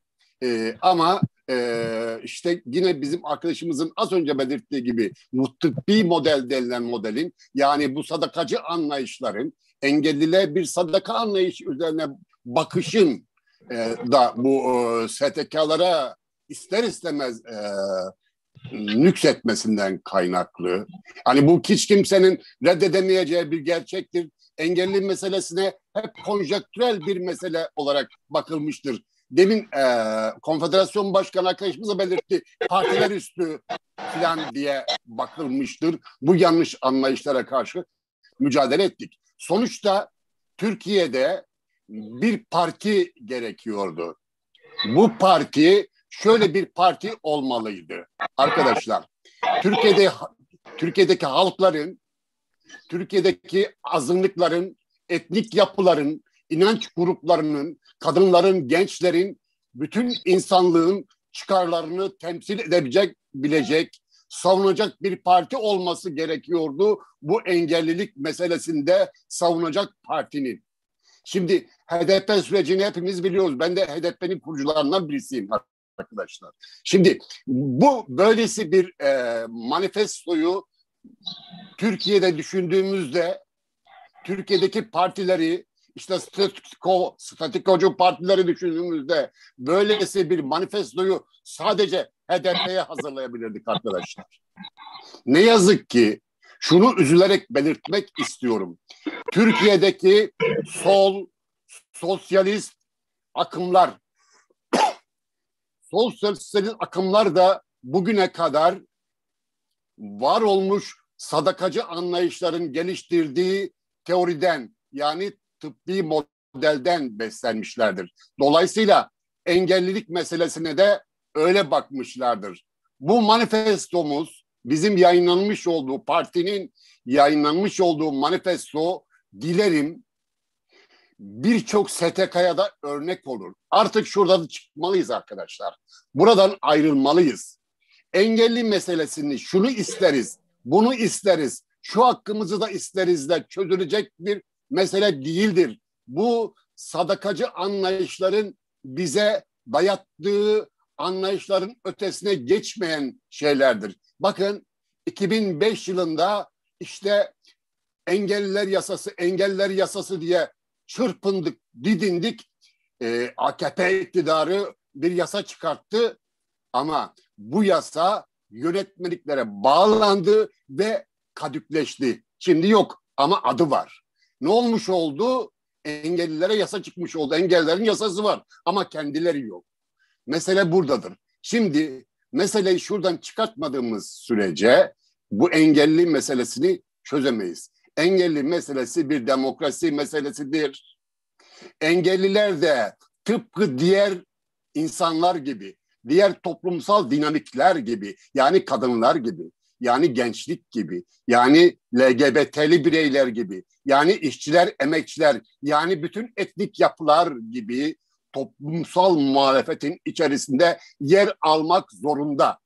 Eğer yer almazsak arkadaşlar, kimse size engelliliğinizden dolayı bir bağışta bulunmaz. Sadece sadakasını vermeye yeltenir. Eğer biz de bununla yetinmek istiyorsak. Şimdi bu anlamda şunu bir kere daha yeniliyorum ve sözlerimi bitiriyorum. Arkadaşlar, bizim bütün mücadelemiz bir demokrasi mücadelesidir, varoluş mücadelesidir. Toplumun bütün dinamikleriyle beraber demokratik bir cumhuriyeti örme meselesidir. Bunun dışında engelli meselesinin hiçbir çözümü olamaz. Teşekkür ediyorum, sevgilerimi sunuyorum. Biz teşekkür ediyoruz kıymetli değerlendirme ve analizleri için. Şimdi Mehmet Telik'ten arkadaşımız konuşacak. Sonra da Ece Bora arkadaşımız söz alacak. Şimdi sözü Mehmet Telik'ten arkadaşımıza bırakıyorum. Buyurun Mehmet Bey. Sesimizi alıyor musunuz Mehmet Bey? Mehmet Bey, sesimizi alana kadar Ece Bora eğer bizi duyuyorsa, Ece Hanım siz söz kullanın vakti etkin değerlendirmek adına. Sonra da Mehmet Telik'ten sesim geliyor mu? Hayır, sesim geliyor mu? Şu an geliyor. Evet, geliyor. Teşekkürler. Sağ olun. Müesses nizamın toplumumuza giydirmek istediği konularla ilgili bir önceki konuşmacı arkadaş gereken açıklamayı yaptı. Partinin bu konudaki duruşuyla evet takdirlerimi sunuyoruz. Teşekkürlerimizi ediyoruz. Uzunca anlatmaya gerek yok. Hakların Demokratik Partisi'nin evet nerede durduğu ve hangi konulardaki ciddiyetini topluma anlattığı her şey ortadadır. Benim size küçük bir eleştirim olsun. Engelliler Manifestosu ile ilgili gönderilen broşürlerde sayı olarak Karhü'ye gittiğimde sayı olarak çok küçük bir miktar elime verildi. Eğer gerekçeli bir haklı bir gerekçesi yoksa Merkez Engelliler Komisyonumuzun onları eleştiriyorum. Toplam 21 tane broşür gelmiş Koca ile 10 tane ilçede örgütlüyüz. Ben kimin kaçını nereye göndereyim? Bu eksikliği de izah etmiş olalım. Elbette ki engellere karşı bu bir bilinçli bir eylem değil ama buradan bunu da dile getirmek istiyorum. Diğer konulardaki duyarlılığıyla ilgili evet bu felsefeyle, bu fikriyatla gurur duyuyoruz. Bütün arkadaşların emeklerini saygıyla selamlıyoruz. Bütün arkadaşları saygıyla selamlıyoruz. Kolaylıklar diliyoruz. Biz de Mehmet Bey'e kıymetli değerlendirme ve eleştirisi için teşekkür ediyoruz. Bu sayı meselesini ben şöyle izah edeyim. Pandemi dolayısıyla aslında basıp basmamakta bile tereddüt yaşadık. Online erişilebilir linkimiz ben zaten chat bölümüne de attım. Yani pandemi dolayısıyla gerçekten çok hassas olmamız gerekiyor. Sayı kısıtlılığının nedeni odur. Fakat bundan sonra çoğaltmayacağımız anlamına gelmez. Ama hem ekolojik yaklaşım hem de bu pandemi nedeniyle online linkinin paylaşılmasını tavsiye ediyoruz. Ben yanıt vermek adına değil sadece böyle bir kaygıyla o sayı kısıtlı onu söylemiş olayım. Şimdi söz Ece Bora arkadaşım. Sizi dinliyoruz Ece Hocam. Merhabalar herkese. Öncelikle hem bu organizasyon için hem de HDP Engelliler Manifestosu için elinize 1000 kere sağlık. Ben İstanbul'dan katılıyorum toplantıya. 5 yaşında otistik bir oğlum var. Nöroçeşitlilik son yılların çok fazla konuşulan konusu. Biz manifestoyu gördüğümüzde ben ve çevremdeki pek çok ebeveyn inanamadık, açık söyleyeyim. Bu kadar zamanın ötesinde nihayet doğru şekilde ele alınmış, değerlendirilmiş, her açıdan düşünülmüş bir metni gördüğümüzde coşkumuzu size anlatamam. Bir kere daha ellerinize sağlık. Birkaç öneri getirmek istiyorum izninizle. Çünkü henüz nöroçeşitlilerin engelli olduğu bile kabul edilmediği bir toplumdayız biz. Gelişimsel engel sanki değilmiş gibi, dışarıdan belli olmayınca o bir engel değilmiş gibi de değerlendiriliyor. Oysa çok ciddi bir desteğe ihtiyaç var. Özellikle de gelişimin ilk zamanlarında. Burada kamu üzerine düşen hiçbir şey yapmıyor takdir edersiniz ki.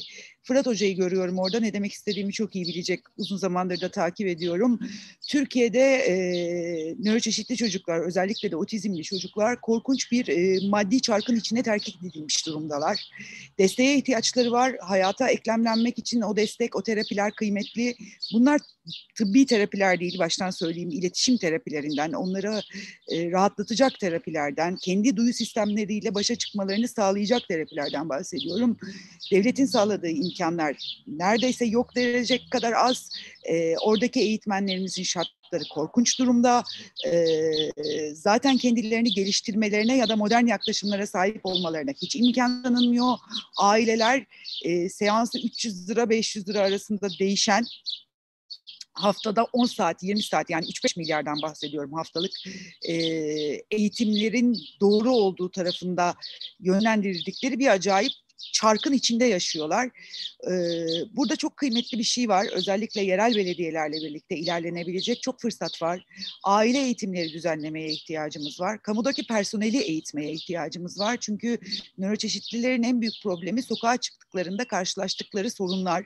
Yani burada maalesef sağlık sisteminde çalışan çeşitli emekçi arkadaşlarımızdan da başlayarak, yani acildeki ilk müdahaleyi yapan arkadaşımızdan da, kusura bakmayın açık havada olmak zorundayım. Deniz'i de karşımda tutuyorum çünkü bir yandan da tavuk sesi geliyor, ne olur kusura bakmayın.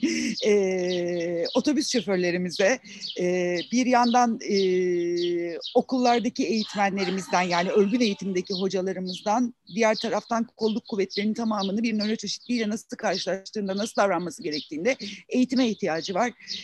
Bunu yerel belediyelerle çok kolay çözebilir durumdayız. Bütün bu acayip mali çarkın içinden çocuklarımızı çıkarabilmek için çok rahat aile eğitimleri düzenleyebilir durumdayız. Ama burada gerçekten işbirliğine ve toplumsal dayanışmaya başka yolumuzun kalmadığı bir yere geldik. Yani devlet burada çalışmayacak, ortada bir türlü hayata geçmeyen ve bugünkü tarih itibariyle de maalesef geride kalmış bir eylem planı var. Geçtiğimiz günlerde ilk defa bir komisyon raporu okunduğunda 25 milletvekili dinledi o eylem planıyla ilgili ve Türkiye'deki Down sendromlu ve otizmlilerle ilgili komisyon raporunu. Çok üzülerek ve takip ederek uğranan zulmün ve haksızlığın farkındayız. Bugün biliyoruz ki Diyarbakır, Mardin HDP tarafından yönetiliyor olsa bu işbirliklerini çok daha kolay hayata geçirebilirdik. Ama yine de toplumsal dayanışmayla mevcut elimizde kim varsa, yani hangi siyasi parti varsa onları bu işbirliğine zorlamamız gerektiğini düşünüyorum nacizane. Bu fırsat için de ayrıca teşekkür ediyorum. Sağ olun, kolaylıklar. Biz çok teşekkür ediyoruz kıymetli değerlendirmeleriniz için ve yaşamın her türlü sesinin geldiği ekranınız için. Şimdi Adil Çamur arkadaşımız, sonrasında da Makbule Vergili arkadaşımız söz kullanacaklar. Adil Bey, sesimizi alıyorsanız buyurun, sizi dinliyoruz. Evet, alıyorum. Teşekkürler. Ben hızlıca birkaç tespit ve öneride bulunmak istiyorum. Öncelikle manifestonun başlangıcı itibariyle yaklaşımı, özellikle orada engellilik tanımının verilerek başlanması şöyle bir şey ifade ediyor. Yani sanki mevzuatta geriyiz, mevzuatımız kötü ya da tıbbi modelde ve bunun nedeniyle de Türkiye'de engellilik politikası tıbbi modelde ya da işte yardım temelli modelde devam ediyor gibi bir dille başlamış. Halbuki gerçekte olan böyle değil. Mevzuat, politika belgeleri, engelli ve yaşlı hizmetleri başkanlığının kullandığı söyleme baktığımızda, yani bir söylem analizi yaptığımızda hak temelli olabileceğini düşünürüz. Mesela ana akımlaştırma, işte bütünleşme uygulamaları, kaynaştırma uygulamaları, yani amacımız işte eğitimde kaynaştırma, amacımız bağımsız yaşam, değil mi? Halbuki gerçekte olan mesele mevzuatla uygulamanın uyumsuzluğu. Bunun sebebi de bu bir politik tercih, yani Avrupa Birliği süreci ve bu engellilik politikasını kurumsallaştıran ve uygulayan yönetimin uygulama tercihi, engel tercihi mevzuatla uygulama arasında bir farklılığa yol açıyor. Belki manifestonun kurgusunu biraz buraya yönlendirmek gerekiyor. Dolayısıyla mesela oradaki tanım 2005 tarihli bir tanım. Halbuki mevcut tanım üzerinden bir değerlendirme yapacaksın engellilik tanımını. Hak temelli daha ilerici bir tanım var şu an Engelliler Kanunu'nda. Çünkü 2014'te Birleşmiş Milletler Engelli Hakları Sözleşmesi'ne uyum nedeniyle mevzuat yenilendi ve hani tırnak içinde söylüyoruz geliştirildi. Ama uygulamalar böyle değil. Şimdi bu tespiti yaptıktan sonra siyasal partiler engellilikle ilgili yaptığı çalışmalarda biraz radikal ve öncü işleri takip etmeli. Mesela partilerin genel merkezlerinde ve belki büyük illerinde işaret dili tercümanı istihdam etmeleri gerekir ve bunu ilan etmeleri gerekir. Bizim işaret dili tercümanımız vardır ve temel geniş toplantılarda işaret dili tercümanını görünür halde çeviriler yapmadı. İnternet siteleri erişilebilir olmalı ve erişilebilir olduğunu duyurmalı.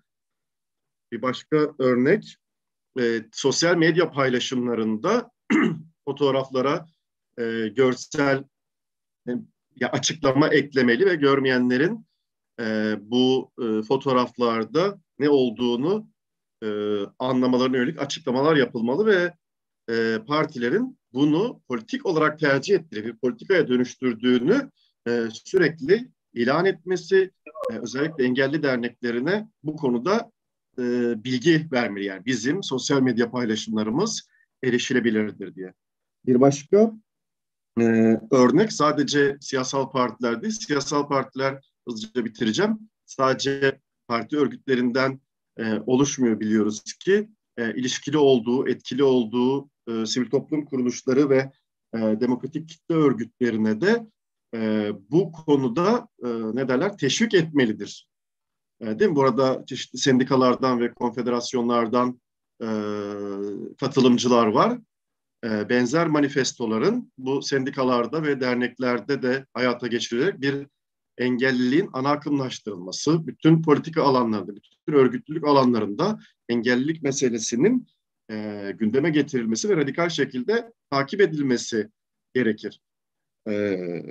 Biraz da yani manifestodan sonra uygulamaları, yapılabilir uygulamaları ve sürdürülebilir şekilde hayata geçirmeye yönelmek gerekiyor. Yani son olarak şunu söylemek istiyorum. Türkiye engelli politikasının seyrine baktığımızda Avrupa Birliği sürecine uyum ya da Dünya Birleşmiş Milletleri uyum ve iktidardaki partilerin yaklaşımları belirlemektedir.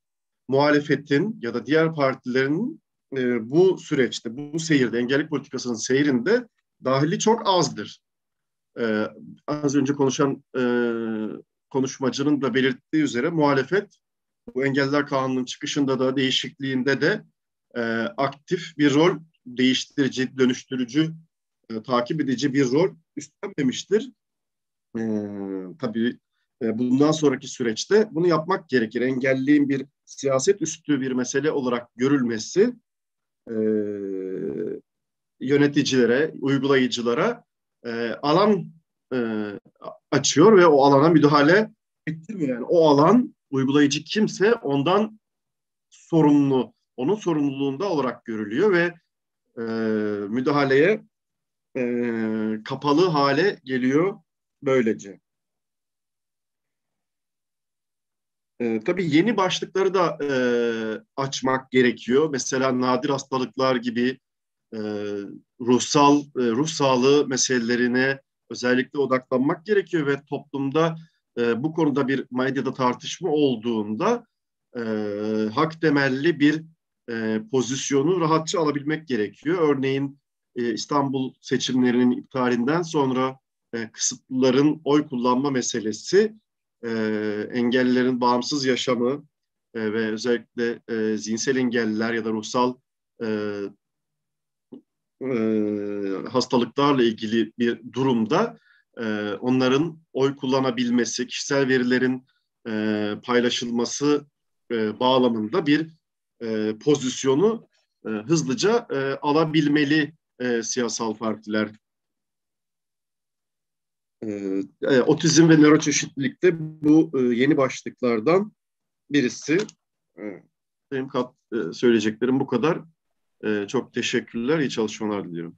Biz engelliliğin ana akımlaştırılması için somut önerilerinizin ve uygulanabilirliği de çok yüksek olan somut önerileriniz için çok teşekkür ediyoruz. Şimdi Makbule Vergili arkadaşımız konuşacak. Daha sonrasında da Gündüz Koçak arkadaşımız konuşacak. Makbule Vergili arkadaşımız da Engelliler Komisyonumuzun üyesi, aynı zamanda bu manifestoda emeği geçen bir arkadaşımız. Buyurun Makbule arkadaş. Arkadaşlar, öncelikle hepiniz hoş geldiniz. Evet, Sinan Heval'ın dediği gibi Engeller Komisyonu'nda birlikte oluşturduk. Aynı zamanda da Çanakkale İl Eş Başkanıyım. Sayın Başkanıma ve katılımcı arkadaşlara öncelikle tekrardan hoş geldin diyorum. Tekrara girmeyeceğim. Evet, sunum çok hazırlamamıza rağmen sunum çok güzel açıklamalıydı. Özet. Birlikte devam edelim derim yola arkadaşlar. Söyleyeceklerim bu kadar. Konuşuyor arkadaşlar, olabilir farklı değerlendirmeler. Görüşmek üzere. Çok teşekkür ediyoruz. Şimdi Gündüz Koçak İzmir'den sevgili abimiz, sizi dinliyoruz. Buyurun. Sesimizi alıyor musunuz? Alıyorum. Buyurun. Merhaba arkadaşlar. Ben Gündüz Koçak. Türkiye Engeller Konfederasyonu'nun İzmir Ege Bölge temsilcisiyim. Engeller Meclisi'ne doğru bir çalışma yapıyoruz. 54 ilde örgütlenmemizi tamamladık. Biraz önce değerli başkanım Saygılı da konuştu. Sesimi alabiliyor musunuz? Çok net alıyoruz sesinizi. Buyurun, dinliyoruz sizi. Öncelikle manifestoyu hazırlayan arkadaşlarımıza çok teşekkür ediyorum. Çünkü özünde meselenin nereye dayandığını, hangi üretim biçiminden bu sorunların kaynaklandığını ve kapitalist sistemin bunu besleyici bir rol oynadığını çok güzel vurgulamışlar. Engellilere bu şekilde düzenin bakışı açısından bir argüman geliştirmek onların işlerine geliyor. Sistemin işlerine geliyor. Bu meselenin çözümü tamamen demokratik ve insan hakları temelinde, hak temelinde bir bakış açısıyla ve örgütlenme biçimiyle ancak çözüme ulaşabiliriz, yaklaşabiliriz diyebilirim. Çünkü çok kolay bir mesele değil, uzun yıllar alabilecek bir mesele. Çünkü ülkemizde veya dünyada kapitalist sistemin maalesef önde olması nedeniyle bir devrimde henüz bekleyemeyeceğimize göre aşama aşama bu mücadeleyi engellilerden yana kazanmalıyız ve geleneksel bakış açılarından uzaklaşarak sivil toplumun, devletin belli kademelerinin, sosyal devletin ve yerel yönetimlerin ortaklaşa olabilecek kadar mücadeleyle bu işi kazanmamız gerekiyor. Çok teşekkür ediyorum. Biz teşekkür ediyoruz. Şimdi Fırat Keser arkadaşımız bizi duyuyorsa sizi dinlemek istiyoruz. Teşekkür ediyoruz Gündüz Bey, kıymetli değerlendirmeleriniz için. Buyurun Fırat. Merhabalar arkadaşlar.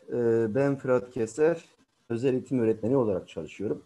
Aynı zamanda doktora çalışmamı yürütüyorum.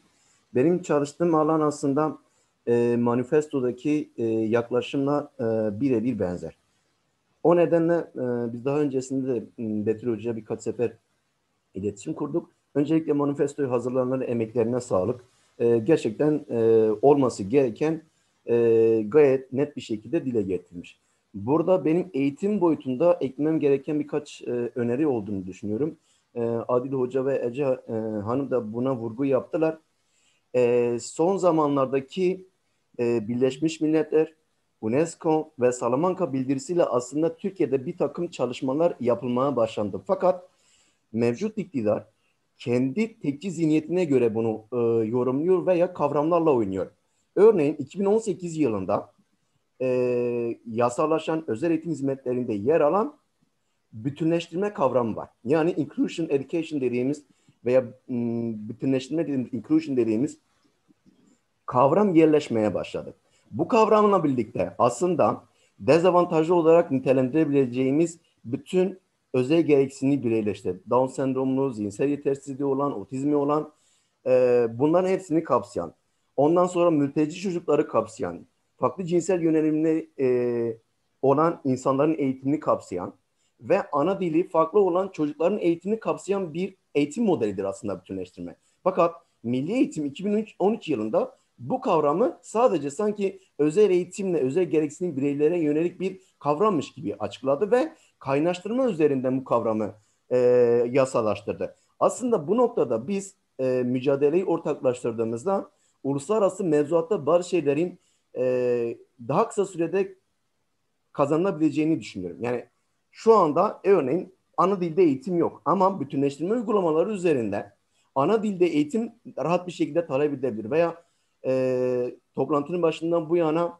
farklı şekilde destek hizmetleri aslında olarak nitelendirilen işte işitme cihazını alamaması, görme yetersizliğine yönelik bir uyarlayıcı, ona erişememesi, toplumsal erişim anlamda var olan evresel tasarımın olmayışı bu yasal mevzuattaki var olan kavramları biraz daha güçlendirerek yol alabileceğimize inanıyorum. Çok fazla uzatmak istemiyorum. Bu boyutta yani mevzu hali hazırda yeni, güncel bir şekilde ICF'in tanımlama sistemi, Dünya Sağlık Örgütü'nün tanımlama kriterleri, Türkiye'deki mevcut yasalar yavaştan buraya kayıyor. O nedenle bu noktadan da daha fazla, daha gür bir şekilde konuşmak, üretmek ve paylaşmak, birlikte mücadele etmek gerektiğini düşünüyorum. Teşekkür ediyorum. Biz teşekkür ediyoruz Fırat Hocam. Yani sizi ayrıca özel daha uzun vakitlerde dinlemek isteriz. Sadece size değil bu çağrımız. Bütün katılımcı arkadaşlar bize işte bu konuda böyle bir çalışma yapılsa iyi olur derlerse Engelliler Komisyonumuzla bu şekilde online veya uygun vakitlerde de yüz yüze çalışmalar yapılabilir. Çünkü ben şunu anladım. Sizin yoğun çalışmalarınız var ama süreden dolayı çok iyi aktaramadınız. Eksik kaldı. Sizi dinlemek isteriz. Diğer katılımcılar için de bu davetimiz geçerli. Yani biz buradan açık çağrı yapmış olalım tüm dinleyiciler. Şu çalışma da eklense ya da şu yönüyle revize edilse bu manifesto ya da şu şekilde bir liste olsa diyebileceğimiz bir şekilde sizi dinleyebiliriz. Şimdi söz isteyen tek kadın olarak Pakize Sinemilli arkadaşımız, daha sonra da Alican Ünlü vekilimizin söz talebi var. Süremizin sonuna doğru gittiğimizi hatırlatmak istiyorum. Lütfen kısa kesmeye çalışalım. Yani bunu da üzülerek söylüyorum. 8-9 kişi daha söz talebi var. Buyurun Pakize Hocam, dinliyoruz. Ankara İLEŞ Başkanımız. Hepinize merhaba. Öncelikle Hatice, gerçekten onu dinlerken biraz önce bir arkadaş da söyledi. Çok ağlamaklı oldum. Emeği geçen bütün yoldaşlara teşekkür ediyorum. Ben kısacık bir adına bir şey söylemek istiyorum. Ben kendimde bir eğitim emekçisiyim. Emekli bir eğitim emekçisiyim ve engelli çocuklarla da çok uzun süre çalıştım. Fakat bu işte özellikle engelli yani engellilerle ilgili bütün bakım hizmeti kadınlar üstünden gidiyor. Mesela ben şeye çok tanık olmuşumdur. Engelli bir çocuğu olan anne ve babaların... Sesiniz kesildi gibi, acaba mikrofonda bir sorun mu var? Bir daha alabilir miyiz? Bilmiyorum. Geliyor mu? Kapatıp açma imkanınız var mı? Sesinizi alamıyorum ben. Benden mi kaynaklı acaba? Biz duyuyoruz. Bir sorun yok. Biz duyuyoruz. Şimdi geliyor mu? Sizin sesinizde sorun yok. Duyuyoruz biz. Tamam. Teşekkür ederim. Ben diyorum ki bu engelli bakımları, engellilerle ilgili bütün sıkıntı kadınlar üstünden gidiyor. Yani biraz önce söylediğim eğitim emekçisiyim ve birçok anne ve babanın işte ortak çocuğu ama baba terk edip gidiyor ve iş tamamen yine annenin üstüne kalıyor, kadınların üstüne kalıyor. Bu anlamda da belki bir şeyler yazıp çizmek lazım. Bu anlamda da kadınlara bir güç vermek lazım diye bir kadın olarak özellikle bunu belirtmek istedim. Aynı zamanda cezaevindeki engelli ve yalnız bakıma muhtaç olan insanlarımız var, erkekler ve kadınlar. Bu konuda da çok kez dillendirmek gerekiyor. Ben bunu hatırlatmak istedim. Tekrar emeğinize sağlık. Teşekkür ediyoruz. Sayın Eş Başkanım, biz teşekkür ediyoruz. Şimdi söz hakkı Alican Ünlü, Dersim Milletvekilimizde. Buyurun vekilim, sizi dinliyoruz. Dediğim gibi süremiz çok kısıtlı. Sırada arkadaşlar varsa biz son söz zaman kalırsa biz ilk önce arkadaşları dinleyelim. Örgütleme Tamam, ilişkin bir şey söyleyecektim vekillikten. Çok teşekkür ediyorum. Sözü arkadaşlara bırakalım. Ya Alican Vekil konuşsun. Yani son olarak zaman olursa. Mutlaka konuşmalısın. En son toparlamada Alican Vekille Musa Piroğlu vekilimize söz vereceğim. O zaman söz kullansınlar. Şimdi Habib Sincar arkadaşımız bizi duyuyorsa Antalya'dan sizi dinliyoruz Habib Bey. Sesim gelebiliyor. Sesiniz çok güzel geliyor. Buyurun. Bütün bu çalışmaya emeği geçen bütün arkadaşlar saygıyla selamlıyorum. Özel gereksinimli danışmanlık derneği başkanı Habib Sincar. Ben de özel eğitim öğretmeniyim. Aynı zamanda gören engelliyim. Belki tanımayan arkadaşlar için kendimi tanıtayım. Arkadaşlar çok önemli noktalara değindiler. Sürenizin kısıtlı olduğu bilerek çok fazla da uzatmayayım. Ama bir iki saptamada da ben de bulunayım. Özellikle arkadaşlar değindiler. Aslında bu tabii biz tıbbi modeli tamamen inkar etmeden de bu durumu engelli bireylerin durumunu önleyarak ihtiyaçlarını nasıl ortaya koyuyor? Mesela benim gördüğüm eksikliklerden bir tanesi bu biliyorsunuz birçok engelli bakım maaşı dediğimiz aslında ben bunu da çok doğru bulmuyorum. İşte evde bakım maaşıdır veya engelli maaşıdır. Bunun uygun bir tanımlama yaparak bunu bunu bir destekleme fonu bunu aslında bu bir tazminat şeklinden yeniden tanımlanması gerektiğini düşünüyorum. Bir de şu bir eksik kalıyor. Diyelim ki evde bir kişi çalışıyor. Eşlerden birisi çalışıyor. Bir eş çalıştığı için diğer eş bu maaşı alamıyor. Hepimiz bireysel, hayatın ne kadar bireysel olduğunu biliyoruz. Ve birine mahkum etmenin doğru olmadığını biliyoruz. Bununla ilgili bir çalışmanın yapılması gerektiğini düşünüyorum. Ben bir de kendimle ilgili bir öz eleştiri yapayım. Ben taslağı okumadım. Dün bana geldi. Taslağı ya rastlamadım ya araştırmamışım. Şimdi taslakta ne var ne yok o benim öz eleştirim olsun. Ama özellikle bu çalışmalarda bu engelli maaşının her birinin kendisine verilmesi gerektiği konusunda kanıt yapmamız gerektiğini düşünüyorum. Yani ailenin gelirine bakmadan bu maaşın direktmen kişiye bağlanması gerektiğini düşünüyorum. Saygılar. Aslında söylenecek, eğitim konusunda söylenecek çok şey var ama zamanımız kısıtlı olması nedeniyle o değerlendirmeleri daha uygun zamanda umarım inşallah yapacağız. Saygılar. Biz de çok teşekkür ediyoruz tespit ve değerlendirme önerilerine. Sinan Ebal, ben kısaca hani arada kaynamasın diye Habib Bey'in söylediği şeye hani kısaca söyleyeyim. Bu konuda özellikle hani engellilik maaşı denilen tırnak içerisinde söz konusu destekleme konusu ya da evde bakım hizmeti adı altında verilen meblağ konusunda biz açık hani hem kanun teklifleri ve defalarca bu durumu mecliste gündeme getirdik. Birey üzerinden, aileye giren asgari ücret üzerinden ya da eve gelen gelir üzerinden değil, direkt bireye bağlı bir ücret olarak ödenmesi konusunda hem kanun teklifi verdik hem aynı zamanda defalarca da gündeme getirdik. Gündeme de getirmeye devam edeceğiz. Yani bu konunun farkındayız. Çok teşekkürler. Biz de Sinan arkadaş. Bir söz talebi mi var Hatice?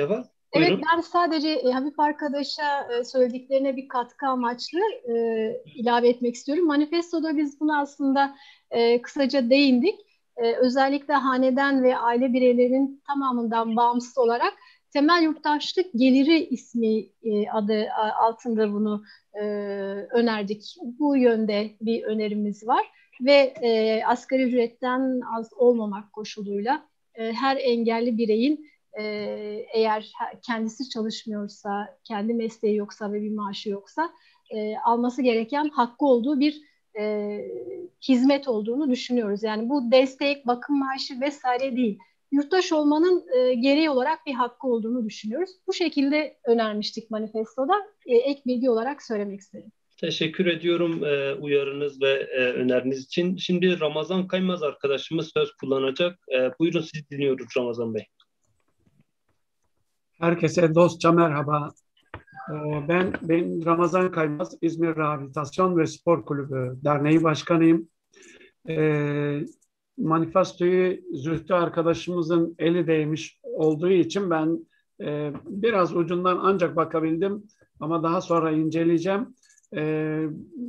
Bazı güzel dokunuşlar olduğunu görüyorum. Teşekkür ediyorum önce. Şimdi örgütlenme ve temel olarak insan hakları anlamında dünyada, Türkiye'de, ilimizde, mahallemizde ifade kullanılmış. Çok güzel. Henüz daha ben Türkiye Sakatlar Konfederasyonu'nun kuruluşunda, Türkiye Ortopedik Engeller Federasyonu'nun kuruluşunda bulunan bir kişi olarak ve Türkiye Bedensel Engeller Spor Federasyonu'nda da bir spor kulübünün bireyi olarak, kulüp başkanı olarak bulunmanın yıllarca sahanın içerisinde özellikle temel hak ve özgürlükler için mücadele verirken ama sahanın içerisinde bir de hem mesleki eğitim hem de sportif faaliyetlerle bireyin sağlık ve sosyal olarak gelişmesi için katkıda bulunan biri olarak söylüyorum. Elimizden geldiğince buna bir çalışma olarak yeterli olamadığımızı düşünüyorum. Henüz daha engellerin kaç kişi olduğunu tespit edemedik. Yani hem ilimizde hem mahallemizde hem de Türkiye genelinde tespit anlamında sağlıklı bir çalışma yapılamadı.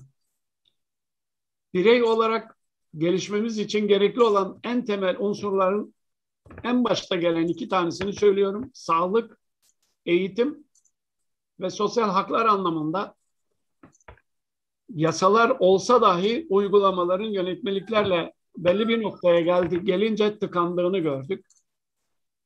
Örgütlenmede de biz Türkiye Sakatlar Konfederasyonu oluşumunda çatıdan aşağıya doğru bir örgütlenme olduğu için sağlıklı bir örgütlenme olmaması nedeniyle yeni federasyonlar ve konfederasyonlar kurulması çok doğal görüyorum. Ancak bu örgütlenmelerin de bir karmaşa içerisinde olmasını seyrediyorum. Bundan üzüntü duyuyorum. Biz eğer engelli bireyler olarak, ben ortopedik engelli biri olarak ve Ceylanpınar'da doğmuş bir insan olarak söylüyorum. Şu an İzmir'de yaşıyor olsam da göç olgusunda insanların hayatının nasıl kayıp gittiğini, savaşların insanlara ne kadar olumsuzluklar yaşattığını biliyorum. Bu nedenle mültecilerle İzmir'de mesela bir tekerlekli sandalye basketbol sosyal bir çalışmasında onların ne kadar mutlu olduğunu gördüm.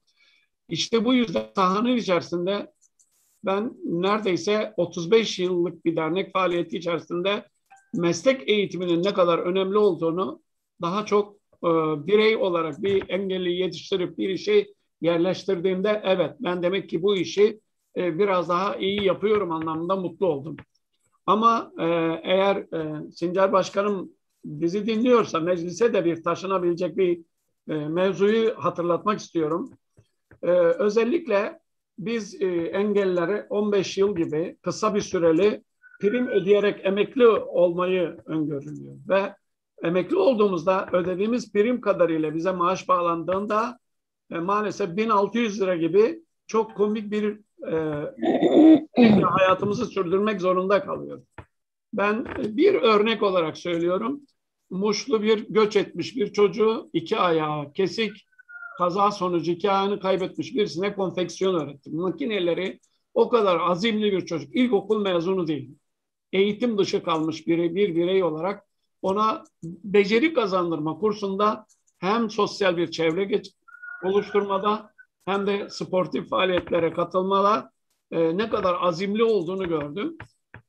Ancak emekli olduğunda maalesef evlendi. Bir çocuğu da var. Ama aldığı 1600 lira hele bu pandemi döneminde yetmediği nedeniyle benden yardım istediğinde üzüldüm. Demek ki bir engelli eğer ödenen primlerle hayatını idame ettiremiyorsa, 15 yılda emekli oluyorsa sanki 25 yılda emekli olmuş gibi ona bence ödenek yapılması gerektiğine inanıyorum. Ancak sosyal yaşamını öyle. Çünkü engellerin ayrıca harcama maddeleri fazla. Çünkü ulaşımdan, eğitimden, çocuk yetiştirmeden o kadar güçlükleri olduğunu gözlemledik. Bunların mecliste daha iyi bir yöntemle ve yönetmeliklerle iyileştirilebileceğine, onların normal bir kişinin emekli olduğu gibi değerlendirilip onlara maaş bağlanmasının ancak onların hayatına katkı olabileceğine, eğitimde de dediğimiz gibi zaten sağlıkta şu an protez, ortez gibi yani temel hak ve özgürlükler anlamında gelecek şeylerde de yeterli olunmadığını, bir proteze ödenen bir ücretin yetersiz kaldığını, çok gerçekten kullanışlı bir protez takılacağı zaman bakıyorsunuz ödenen para onun 1/3 kadar. Bunun öbür kısmını nasıl tamamlayıp da verecek? Nereden aldığı para zaten kısıtlı. Bunlarla yani pratikte bunları sahada çalışan biri olarak ben 550 engelli arkadaşımıza yardımcı olabildim. Milli takıma kadar sporcular yetiştirdim ama demek ki bizim yaşadığımız coğrafyanın gereği olarak herkesin elini taşın altına koyarak mutlu birey, mutlu insan olmak için hepimizin gayret etmesi gerektiğine inanıyorum. Ötekileştirmek çok kolay. Ancak kucaklamak, sevgiyle insanlara barışçıl bir şekilde el uzatmak gerekiyor. Eğer bir kişi varsa öbür kişi vardır. Bu hayat ancak beraber yaşanırsa mutlu olur. Ben teşekkür ediyorum. Fazla uzatmak istemiyorum. Biz çok teşekkür ediyoruz Ramazan Bey. Şimdi ben Ömer Sezer arkadaşa söz vermiştim ama Sinan Danacı arkadaşımız acil çıkması gerekiyormuş. Kısa bir değerlendirme yapıp çıkacak. İzniniz olursa Ömer Sezer Bey'den önce Sinan Danacı arkadaşımızı dinliyoruz. Buyurun Sinan Bey. Öncelikle herkese merhaba. Kolay gelsin. Ben de Hatice Betül Çelebi arkadaşın vasıtasıyla toplantıya katılıyorum. Şimdi ötekileştirilen her toplumsal yapı için sonuç itibariyle bu tarz toplantıların dile getirilmesi, bu tarz toplantıların organize edilmesi, insanların taleplerini bir şekilde ifade ediyor olması ve bunlarla ilgili çözüm önerileri getirmesi çok kıymetli. Sıkıntılı bir süreç yaşıyoruz. Hem Türkiye hem pandemi koşulları hem yoksulluk ve yoksunluk bakımından da yani her toplumsal yapı öyle ya da böyle bir bunalımın eşiğinde ve bir patlama noktasında. Dolayısıyla bu her toplumsal yapının bir şekilde örgütlendiği, bir şekilde kendisini ifade ettiği kanalların açılması bakımından bence de önemli bir toplantı bu. Bizden yana en azından şöyle bir destek sunabiliriz. Basın yayın bu anlamda çok kıymetli ve çok önemli. Ben de Evrensel Gazetesi'nde ve Yeni Kültür Sanat Dergisi evrensel kültürün kapatılmasıyla, kanun hükmünde kararnameyle kapatılmasıyla yeni bir mecraya girdik. Hatice Betül Çelebi'den en azından şöyle bir talepte bulunayım kendi adıma ve kurum adına. Engelli Manifestosu'nun ve neler yapılmak istendiğine dair bir röportaj talebinde bulunalım. Bizim böyle bir talebimiz olsun en azından. Katkı sunmak isteriz en azından daha fazla insanlara ve daha fazla toplumsal yapıya ulaşması için böyle bir talebimiz olsun. Biz de böyle bir destek atalım size. Mümkünse. Elbette. Seve seve Sinan arkadaş. Başka bir ilaveniz yoksa çok teşekkür ediyoruz Sinan Tamam. Hocam.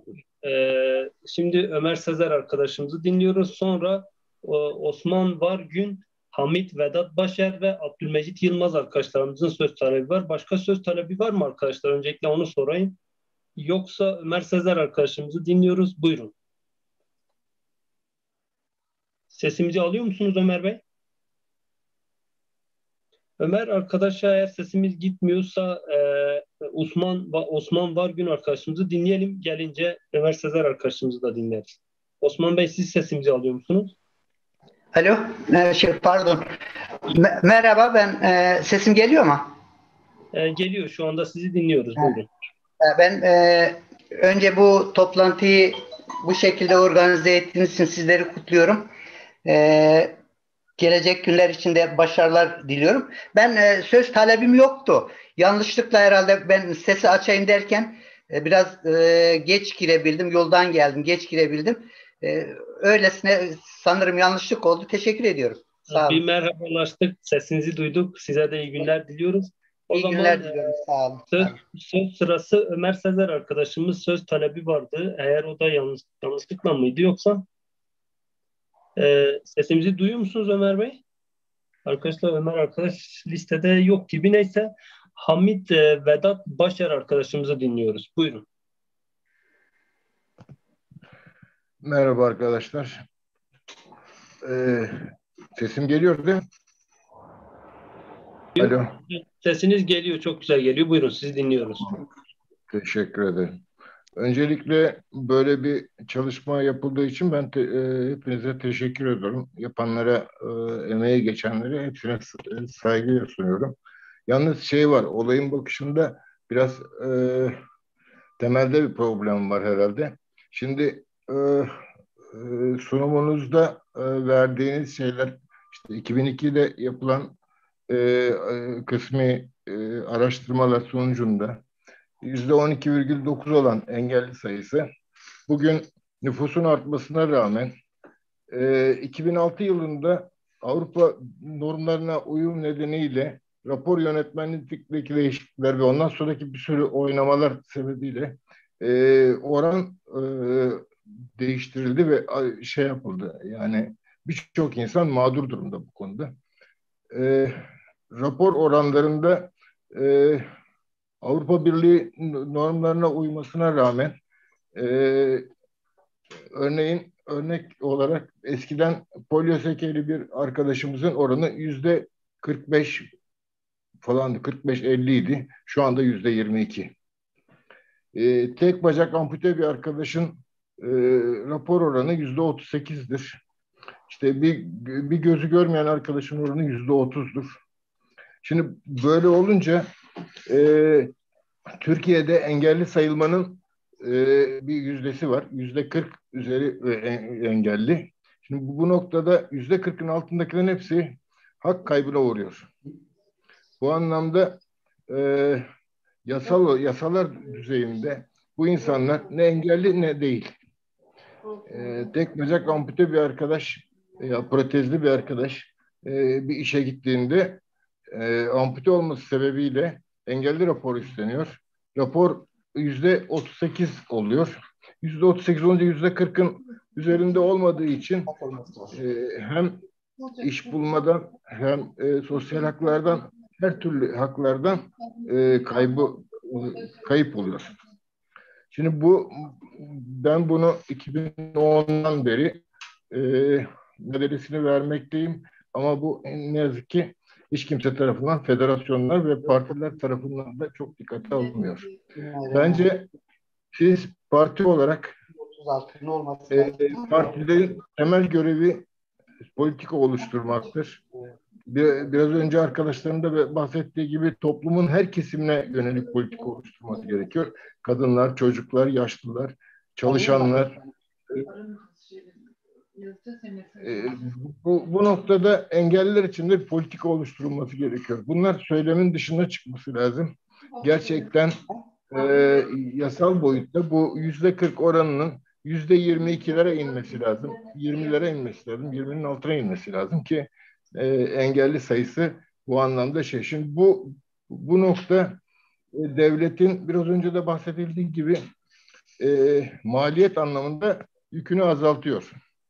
Yani %40'ın altındaki engelliler engelli sayılmadığı için, hiçbir haktan da yararlanmadığı için büyük bir hak kaybına uğruyorlar. Ne iş bulma, eğitim sistemine girme, sosyal haklara girme konusunda büyük eksiklikler oluşuyor. Bence buna ağırlık verilmeli.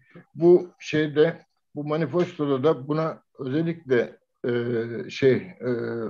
ağırlık verilmeli. Bu hak kaybının önlenmesi gerekiyor. Ve anlatılan şeyler, manifestodaki temel görüşlerin hepsine katılıyorum. Çok güzel belirtilmiş. Ama burada temel çözüm politikası, çözüm ne olmalı? Çözüm bence siyaset birey üzerinde olmalı. Yani toplumsal çıkarlar uğruna bir takım grupların, bir takım ne temelli olursa olsun, dinsel, etnik ne olursa olsun bunlar üzerinde değil de bu vatandaşın insanı olan 85 milyon üzerinde politika üretilmesi lazım. Bunun üzerine kurulması lazım politikanın. Ben bu anlamda bana söz verdiğiniz için de teşekkür ediyorum. Bunun devamını diliyorum. Teşekkürler. Biz teşekkür ediyoruz. Arkadaşlar Ömer Sezer arkadaşımız herhalde düşmüş, listede söz talebi vardı ama şimdi Abdülmecit Yılmaz arkadaşımız bizi dinliyorsa buyurun, sizi dinliyoruz Abdülmecit Başkan. Öncelikle merhabalar. Sesim geliyor değil mi? Evet, geliyor. Öncelikle kısıtlı bir internet imkanıyla bağlanmaya çalışıyorum. Sesimde kötü bir sıkıntı olursa, kusur varsa affola. Tabii ki gerçekten biz ilk HDP'yi tanıdığımızda ya da Kürt siyasetini Kürt siyasetinin içinde bir genç olarak takip etmeye başladığımızda neden bir engellilik politikası olmadığı noktasında hep bir şeyimiz olurdu. Hep böyle bir talebimiz olurdu. Neden böyle bir politika yok? Neden böyle bir çalışma yok? Ben tabii buradan 2013'lü yıllardan bahsediyorum. Çünkü ben işin siyaset özüyle uğraşmam ta o zamanlardan başladığı için sürekli acaba ne olur? Bir de bölgenin bir insanı olarak bunu yapıyorduk. Çünkü bölgede en çok oluşan savaş ve yaratılan çatışmalı süreçten en çok insanlar engelli durumuna düştüğü için insanlarımız böyle bir şeyimiz olurdu, bir talebimiz olurdu, bir sistemimiz olurdu ama 2013 yılından ta bugüne büyük mesafeler kat edildi ve engellilik politikası çok güzel bir yere varacak şekilde son yıllarda önemli gelişmeler kat edildi. Bu gelişmelerin en önemli meyvesi de HDP'nin engellilik manifestosunun bir meyvesi olduğunu düşünüyorum. Yani bunun en önemli bir kazanımının olduğunu ve HDP Engellilik Komisyonu'nun bunda büyük bir emeği var.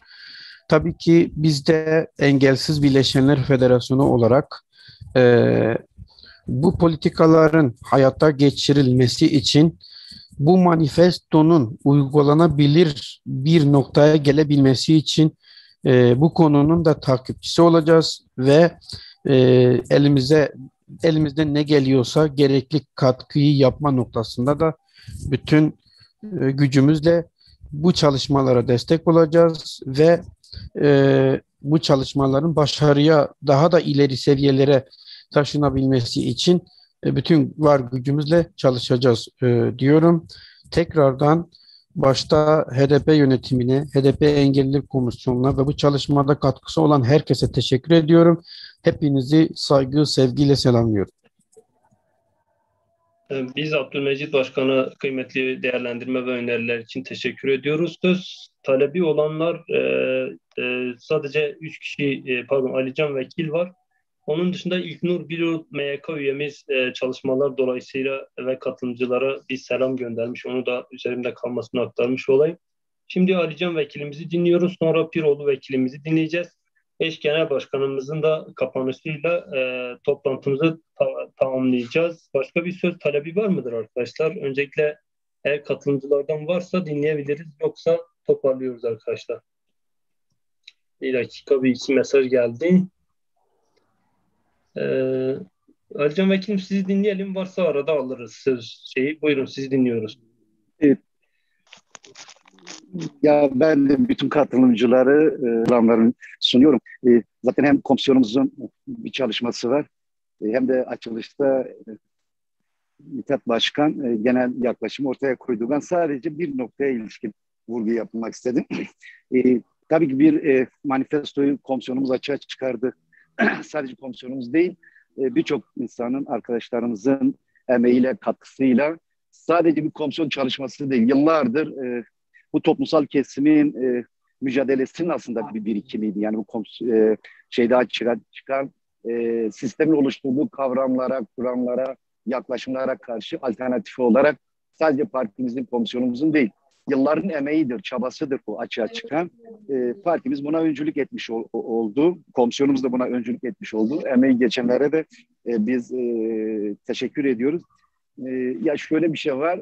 Tabii ki bu manifesto kendinden açığa çıkmış değil. Birçok arkadaş da ifade etti. Bugüne kadar hiçbir siyasal oluşum parti bunu çok bu netlikle sistem dışı, bu toplumsalın kesimin kendi gerçek yaşamıyla, doğrularıyla açığa çıkarması, ilk defa da demesinin şöyle bir nedeni var. Partimiz de sadece bir klasik bir parti değil, biliyorsunuz bir kongre partimizdir. Bütün farklılıkların, ötekiliklerin ortak mücadele zeminidir. Bir kadın partisi dememizin nedeni de en ötekileştirilmiş kesim olmasına rağmen parti nedenden dolayı kadın partisi dedik. Tabii engelliler de belki de en ötekiye yana iteklenmiş, en ötekileştirilmiş hepimiz tarafından. Sadece sistem tarafından değil. Onun için bundan sonra belki partimiz için kadın partisidir ama aynı zamanda en savunmasız olan Doğa Partisi'dir ve engellilerin partisidir. Belki de böyle de ifade etmek gerekiyor bundan sonra. En eksik bıraktığımız yan bu. Bu şeyin, bu netlikte bu toplumsal kesimin gerçekliğiyle açığa çıkmasının şöyle bir nedeni var. Bu partimizin bir fikriyatı var, bir paradigması var. Bu paradigma, fikriyat aslında bu tarihsel arka planı açığa çıkardı. Böyle bir manifestoyu açığa çıkarmanın zeminidir. İmkan sunan bir fikriyat ve paradigmadır. Partimizin böyle bir fikriyatı var. Tabii deminden beri birçok arkadaş birçok şey ifade etti. Bir manifestomuz da var. Ve öneriler, eleştiriler de var. Bundan sonra inanıyoruz bütün kesimlerin, bireylerin birçok alanda deneyimleri var, birikimleri var. Eleştirilerle, önerilerle daha çok bunu ete kemiğe büründüreceğiz. Biz şunu bundan sonra yapmak önümüze hedef koyacağız. En büyük eksikliğimiz olan bu fikriyatın paradigmanın manifestosunu açığa çıkardık. Bu ilk adımda olumluydu. Ama bunu toplumsallaştırmamız gerekiyor. Örgütlememiz gerekiyor. En başında da tabii örgütlemeden sonra sözcü olduğumuzdan dolayı söz almak istedim. Bundan sonra bu manifestoyu örgütleme, toplumsallaştırma gibi bir görevimiz olacaktır. Bu da sadece bir komisyonumuzun görevi değildir. Partimiz 14 komisyonu var. Bütün toplumsal kesimlerin ihtiyacına göre oluşmuş alanlardır. Ama engel toplumsal kesim olarak da bizde sanki toplumsal var, kesimler var, sınıflar var. Bunun dışında bir yapmış. Hayır, biz de engelleri bir toplumsal kesim olarak algılıyoruz. Yani bir kimlik olarak algılıyoruz da aynı zamanda. Bundan sonraki biz de örgütleme olarak bu manifestonun toplumsal örgütlüğünü esas olarak, önümüze hedef olarak koyacağız. Yani biz toplumu örgütlerken, partimizi örgütlerken, kendimizi örgütlerken yani bunu toplumsallaştırma gibi bir görevimiz de var. Yerelleştirme gibi bir görevimiz de var. Bundan sonraki bütün örgütsel planlamamızda, örgütsel önceliklerimizde eksik kaldığımız, bu bizim öz eleştirimiz olsun. Önümüze bir öncelik olarak da koyacağız. Bütün komisyonlarımızın, yani toplumsal kesimleri örgütleyecek bütün komisyonlarımızın da aslında toplumsal alanında bu toplumsal kesim vardır. Emekte vardır, birçok her alanda vardır. Bütün komisyonlarımız, sadece engelliler komisyonumuz değil. Engelliler komisyonumuz önümüze bir yol haritasını koydu, bir anlayış, fikriyat koydu, bir manifesto koydu ama 14 komisyonumuz, Gençlik Kadın Meclisimiz, Yerel Yönetimler Kurulumuz, her iki kongremiz, TDK kongremiz, bu bizim öz eleştirimiz olsun. Bundan sonra önümüze bu toplumsal kesimin örgütlendirilmesi, yani fikri düzeyde kalması değil. Esas olan bunun örgütlendirilmesidir. Örgütlendirilse yaşam bulacaktır. Ben de bunları ifade etmek istedim. Tekrar tüm emeği geçen arkadaşlar, sadece komisyonumuzun dışında katkı sunan, bugüne kadar bu alanda çaba göstermiş derneklerde, federasyonlar var, inisiyatifler var, tek tek bireyler var. Ben bunların hepsine teşekkür ediyorum ve bundan sonra da eleştirileriyle, önerileriyle, ortak çalışmalarla bu toplumsal kesimin bu dezavantajlı bir görünen yanıyla kendi eksikliğimizi de gidermeye çalışacağız. Biz de Alican Vekilimize çok teşekkür ediyoruz. Sinan, ben Alican Vekil'in konuşmasında iki kelime bir şey söylemek istiyorum. Beni duyabiliyor musunuz? Alican, iki kelime bir şey söyleyeceğim. Zühtü abi bir saniye, bir arkadaşın da sesi geliyor da o ne söylemek istiyor acaba? Ben Buyurun. söz almak istiyorum Gündüz. Tamam. Tamam. Beni duydunuz mu acaba? Geliyor mu sesim? Geliyor Ömer arkadaş. Sesiniz geliyor, evet. Sinan arkadaş. Peki ben sıramı alabilir miyim acaba? Yani giremedim çünkü mikrofondan. İsterseniz çok hızlı bir şekilde söz kullanımına devam edelim. Süremizi çok açtık ama Ömer Sezer arkadaşın sesi galiba gelen. Evet. Doğrudur. O zaman sizi dinleyelim. Sonra Gündüz Bey, sonra Zühtü Bey, sonra Samet Ünal arkadaşımız. Sinan, ben konuşmayacağım. Aslında iki kelime edeceğim. Buyurun, seni dinleyelim önce o zaman. Kısa buyur. Şöyle, şimdi Alican Vekil çalışmaya başından beri katkıda bulunan bir vekildir. Aynı örgütlenmeden sorumlu. Başından beri katkı vermiştir çalışmalarımıza. Burada da belirtti çalışmaya katkı verdiğini ve bir şey daha yaptı, söz verdi. Bakın ne dedi? Ben söz veriyorum dedi. Örgütlenmeden sorumlu vekil olarak, işte partinin organı olarak söz veriyorum dedi. Ben de kendisine şunu söylüyorum. Bu sözünüzü hep size hatırlatacağız ve imkansızı isteyeceğiz ve başaracağız. Evet, teşekkür ediyoruz. Arkadaşlar çok mikrofon açık olunca ses cızırtılı oluyor. Sırayla söz vereceğim. Lütfen kısa olmasına özen gösterelim. Ömer Sezer arkadaşı dinliyoruz. Ömer Bey. Arkadaşlar hepinize merhaba. Kusura bakmayın lütfen. Ben Zoom deneyimim olmadığı için henüz yeni bir katılımcıyım. O bakımdan biraz zorlandım. Şimdi ben hızlı bir şekilde geçeceğim çünkü gerçekten arkadaşlarımın söz almasını istiyorum.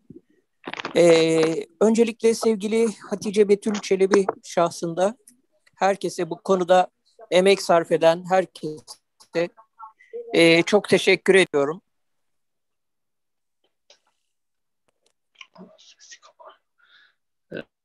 Sesinizi açma imkanınız var mı?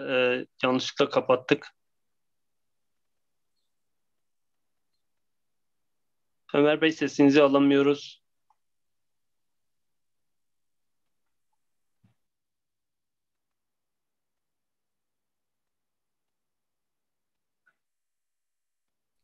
Ömer Bey, sesinizi... Arkadaşlar duyuyor mu sesim? Şu an duyuyoruz, evet, buyurun. Sevgili Hatice Betül Çelebi şahsında herkese teşekkür etmek istiyorum. Büyük emekleri var bu anlamda. Fakat benim söylemek istediğim başka bir şey var. Bakın, bir engelli ve sakat hareketi Türkiye'de oluşturmamız gerekiyor. Bu da partileri aşan, parti çizgilerinin son derece ötesinde, partilerden bağımsız ya da Türkiye'deki var olan kurumlardan bağımsız bir hareketlenme olması gerekiyor. Bir sakat hareketinin olmaması dolayısıyla biz birçok sıkıntıyı yaşıyoruz. Bu anlamda bağımsız bir sakat ve engelli hareketi örgütlenebilirse o zaman gerçekten engelli ve sakat insanlar kendilerini ifade etme şansı bulacaklar.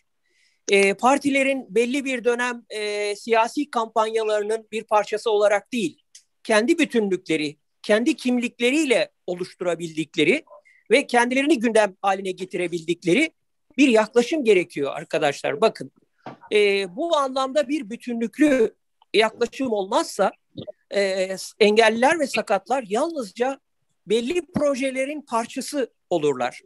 Edilgenleşirler ve hiçbir zaman özne olarak ortaya çıkamazlar. Bunu özellikle vurgulamak istedim. Tekrar katılımcı arkadaşlara teşekkür ediyorum. Ve gerçekten demokratik bir sakat hareketinin Türkiye'de oluşturulması noktasında herkesin çaba göstermesini temenni ediyorum. Sağ olun. Çok teşekkür ediyoruz Ömer Bey. Şimdi Gündüz Koçak Bey'i dinliyoruz. Sonra da Samet Ünal arkadaşımızı dinleyeceğiz. Buyurun Gündüz Hocam. Değerli arkadaşlar, ben İzmir'den arıyorum. Bir konuşma kısa yaptım arkadaşlara şey olmasın diye. Buca Belediyesi'nde meclis üyeliği yapıyorum. Buradaki öne çıkarmamın nedeni hak temelli bir mücadelede engellilerin siyasal katılım organlarına mutlaka söz sahibi olma durumu çok önemli. Bir deneyimi bu yüzden paylaşmak istiyorum. İzmir Buca'da seçimler öncesinde yaklaşık bütün siyasi partilerin de katıldığı arkadaşlarla merkezi tüm ilçeleri gezdik belli bir grupla ve engellilerin her ilçeden en az bir engellinin seçilebilecekleri bir yerden listelere konulmasını söyledik ya başkanlarına, ileri gelen siyasal mekanizmalara ve bu işi biraz Ankara boyutuna da taşıdık. Çok mu başarı kazandık? Çok da başarı kazanmadık ama hiçbir şey yapmadık anlamına gelmiyor. İzmir'den 5 arkadaşımız 5 ilçede meclis üyeliklerine girdiler ve eminim ki engelli mücadelesine katkıları daha çok oluyor bu arkadaşların. Bu deneyimi paylaşmak istedim. Bu şeyi düzenleyen arkadaşlarıma ve manifestoyu hazırlayan arkadaşlarıma katkılarından dolayı çok teşekkür ediyorum. Biz teşekkür ediyoruz Gündüz Bey'e. Aynı zamanda işaret dil tercümanımız Samet Ünal Bey söz kullanmak istiyor eğer doğru not aldıysam. Buyurun Samet Hocam, sizi dinliyoruz. Merhabalar, ben çift dilli olarak konuşmak istiyorum. Kısaca bir katkıda bulunacağım. Gördüğüm kadarıyla sağırlık alanında çok fazla söz alan arkadaşım olmadı. Bu konuya da gerek komisyondaki arkadaşlarım, gerekse sahada çalışan arkadaşlarım kısa değindiler aslında. Bizler de hangi arkadaşımız da hatırlamıyorum ama şunu söylemişti. Toplumda görülmeyen engel ve hissedilmeyen engel bakış açısı vardır kamunun sahip olduğu. Sağır toplumu da genelde görülmeyen engel grubuna dahil edilir ve de denir ki işte şu bakış açısı vardır ya, eli ayağı tutan kişi bakış açısıyla hazır, emeği sömürülmeye hazır kişidir aslında. Hak savunuculuğunu, hakkını savunmaya geldiğinde de hiç kimsenin anlamadığı, hiçbir şekilde hiçbir şeyin anlamadığı bir sınıftır sağır topluluğu. Haliyle örneğin şu anki manifestoda, bu manifestonun erişimi de bir hak sorunuysa eğer, mesela ben isterim ki madem engelli manifestosunu hazırladık, bu manifesto sağırlar için de erişilebilir hale gelsin. Yahut işte otistik çocuklar için de ya da görme engelli arkadaşlar için de betimlemeli hale gelebilsin isterim. Öncelikle tabii ki Alican milletvekilimizin söylediği gibi ilk sahadaki, bu manifestoyu örgütlemedeki ilk çalışmalardan birisi bile bu sağır toplumunu örgütlemeye yönelik bu manifesto için olabilir diye düşünüyorum. Naçizane katkımdı. Teşekkür ediyorum. değerli katılımcı arkadaşlarıma görüşleri için. Biz de 3 saate yaklaşan bu toplantıyı daha etkili yayma amaçlı çabanızı saygıyla selamlıyoruz. Manifestomuzun sesli versiyonu var. Barkod okuyucuyla dinlenilebilir ama biz hem işaret dili versiyonu hem diğer dillerdeki versiyonlarını çoğaltma gibi bir görevi aslında önümüze koyduk. Nihai hali üzerinden aslında bu çalışmaları yürütmek istiyoruz. O yüzden de görüş, öneri ve değerlendirmeniz çok kıymetli. Samet Hocam çok kıymetli bir tespit yaptı. Engellilerin kendi içerisinde de görünmeyen gruplar var, yok sayılan gruplar var. Zaten en temel çıkış noktamız da oydu. 10 milyon kişiden ve ailelerinden söz ettiğimizde nüfustan aslında bahsediyoruz bir bütün olarak. Şimdi sözü Engelliler Komisyonu eş sözcümüz Musa Piroğlu vekilimize, daha sonra da eş başkanımıza bırakacağız. Buyurun Musa vekilim, sizi dinliyoruz. Teşekkür ediyorum. Aslında ben Ömer Sezer'in bıraktığı yerden devam edeceğim ve Mithat Başkan'ın bağladığı yerle de, söylediği yerle de bağlamak istiyorum. Sonuçta biz burada engellilerin yaşadığı bir dizi sorunu ve bu soruna ilişkin de yapılması gereken, yasal ya da mevzuata dair yapılması gerekenleri tarif ettik büyük oranda. Çok önemli katkılar oldu. Ben bütün katılımcılara ve ortaya koydukları katkılar için çok teşekkür ediyorum. Çok önemli bir iş yapıldı. Fakat eksik yanımızı da konuşmak gerekiyor. Bence eksik kalan ve pek konuşulmayan şey Mithat Hoca'nın yaptığı meselenin esas olarak siyasal boyutun olduğu vurgusu ve bunu bağlayan işte Ömer arkadaşın aslında bir harekete ihtiyaç olduğu gerçekliğidir. Zira engellilik sorunu bu toplumda hala görünmez kılınabiliyorsa ve iktidar hala engellilik meselesinde kendi istediği gibi siyaset yapma şansına sahipse, bunun sorunlarından biri de aslında şimdiye kadar güçlü bir engelli hareketinin, bir sakat hareketinin gündeme girmemiş olması, kendi talepleri ekseninde hareket eden, kendi taleplerini gündeme getiren, bunun için mücadele yürüten ve aslında biraz da kendisini bir mücadele dinamiği olarak hem topluma hem devlete dayatan bir hareketin ve mücadelenin gelişmemiş olmasıdır. Çokça örgütümüz var ama bütün örgütlerimiz iki tane temel sorunla mağlul durumdalar. Birincisi, örgütler birbirlerinden neredeyse tamamen kopuk durumdalar. Birbirlerinin talepleri ve mücadeleleri konusunda birbirleriyle bir dayanışma ve ortak hareket etme kabiliyetini ne yazık ki ortaya koymuyorlar. İkincisi de belirli günler dışında, takvimler dışında bir mücadele dinamiği olarak ortaya çıkmıyorlar ve belki üçüncü noktada şurada girişiyor. Engelli hareketleri, engelli örgütleri, hatta engelli bireyler genel olarak demokrasi ve diğer hak mücadelelerinin içinde de kendilerini var etmiyorlar. Bu bizim ne yazık ki hem toplumsal mücadele dinamikleri içerisinde hem de bir bütün olarak toplumun kendisi içinde kendi sorunlarımızı gündeme getiren o farkındalık denen şeyin birebir hayatın içinde kurulmasını sağlayan bir yerde durmamıza engel oluyor. Bir başka sıkıntı şu, sadece biz devlet ve devletçi kamu kurumlarıyla ilgili uğraşmıyoruz. Engellilik meselesinde belki de en zaaflı durumda olanlardan birisini de toplumsal muhalefet örgütleri oluşturuyor. Sendikalar, kitle örgütleri, odalar ne yazık ki temsiliyet ve engelli sorunlarını çözme aşısından neredeyse çok kötü durumdalar. Erişim, neredeyse hiçbirinin binasına erişme şansı yok. Çok kötü konumları söz konusu. Yönetimlerinde engelli bireyler söz konusu değil ve engellilik meselesinde herhangi atılmış ne talepleri ne de bunu gündeme getiren bir çözüm önerileri yok. Engelli mücadelesiyle destek ve dayanışma konusunda da yaptıkları hiçbir şey yok. Yani aslında biz üçlü, dörtlü bir mücadele yürütüyoruz. Bir yandan kendi içimizdeki engellilik anlayışıyla bir mücadele yürütmek zorundayız. Bir engelli bilincinin oluşması gerekiyor. İkincisi, içinde yer aldığımız muhalefet yapılarının engellilik bilincinin ve bir engelli hareketinin içinde olmasını sağlamamız, kendimizi oralarda var etmemiz gerekiyor. Buna siyasi partiler dahil. Ve üçüncüsü de doğal olarak da devlete hem yasal hem mevzuat konusunda baskı yapacak bir yere gelmemiz gerekiyor. Şimdiye kadar büyük oranda engelli hareketleri bir dönem hariç talepkar yerde durmayı tercih etti. Bir dizi talebi sıralıyoruz ve iktidardan bunu yapmasını bekliyoruz.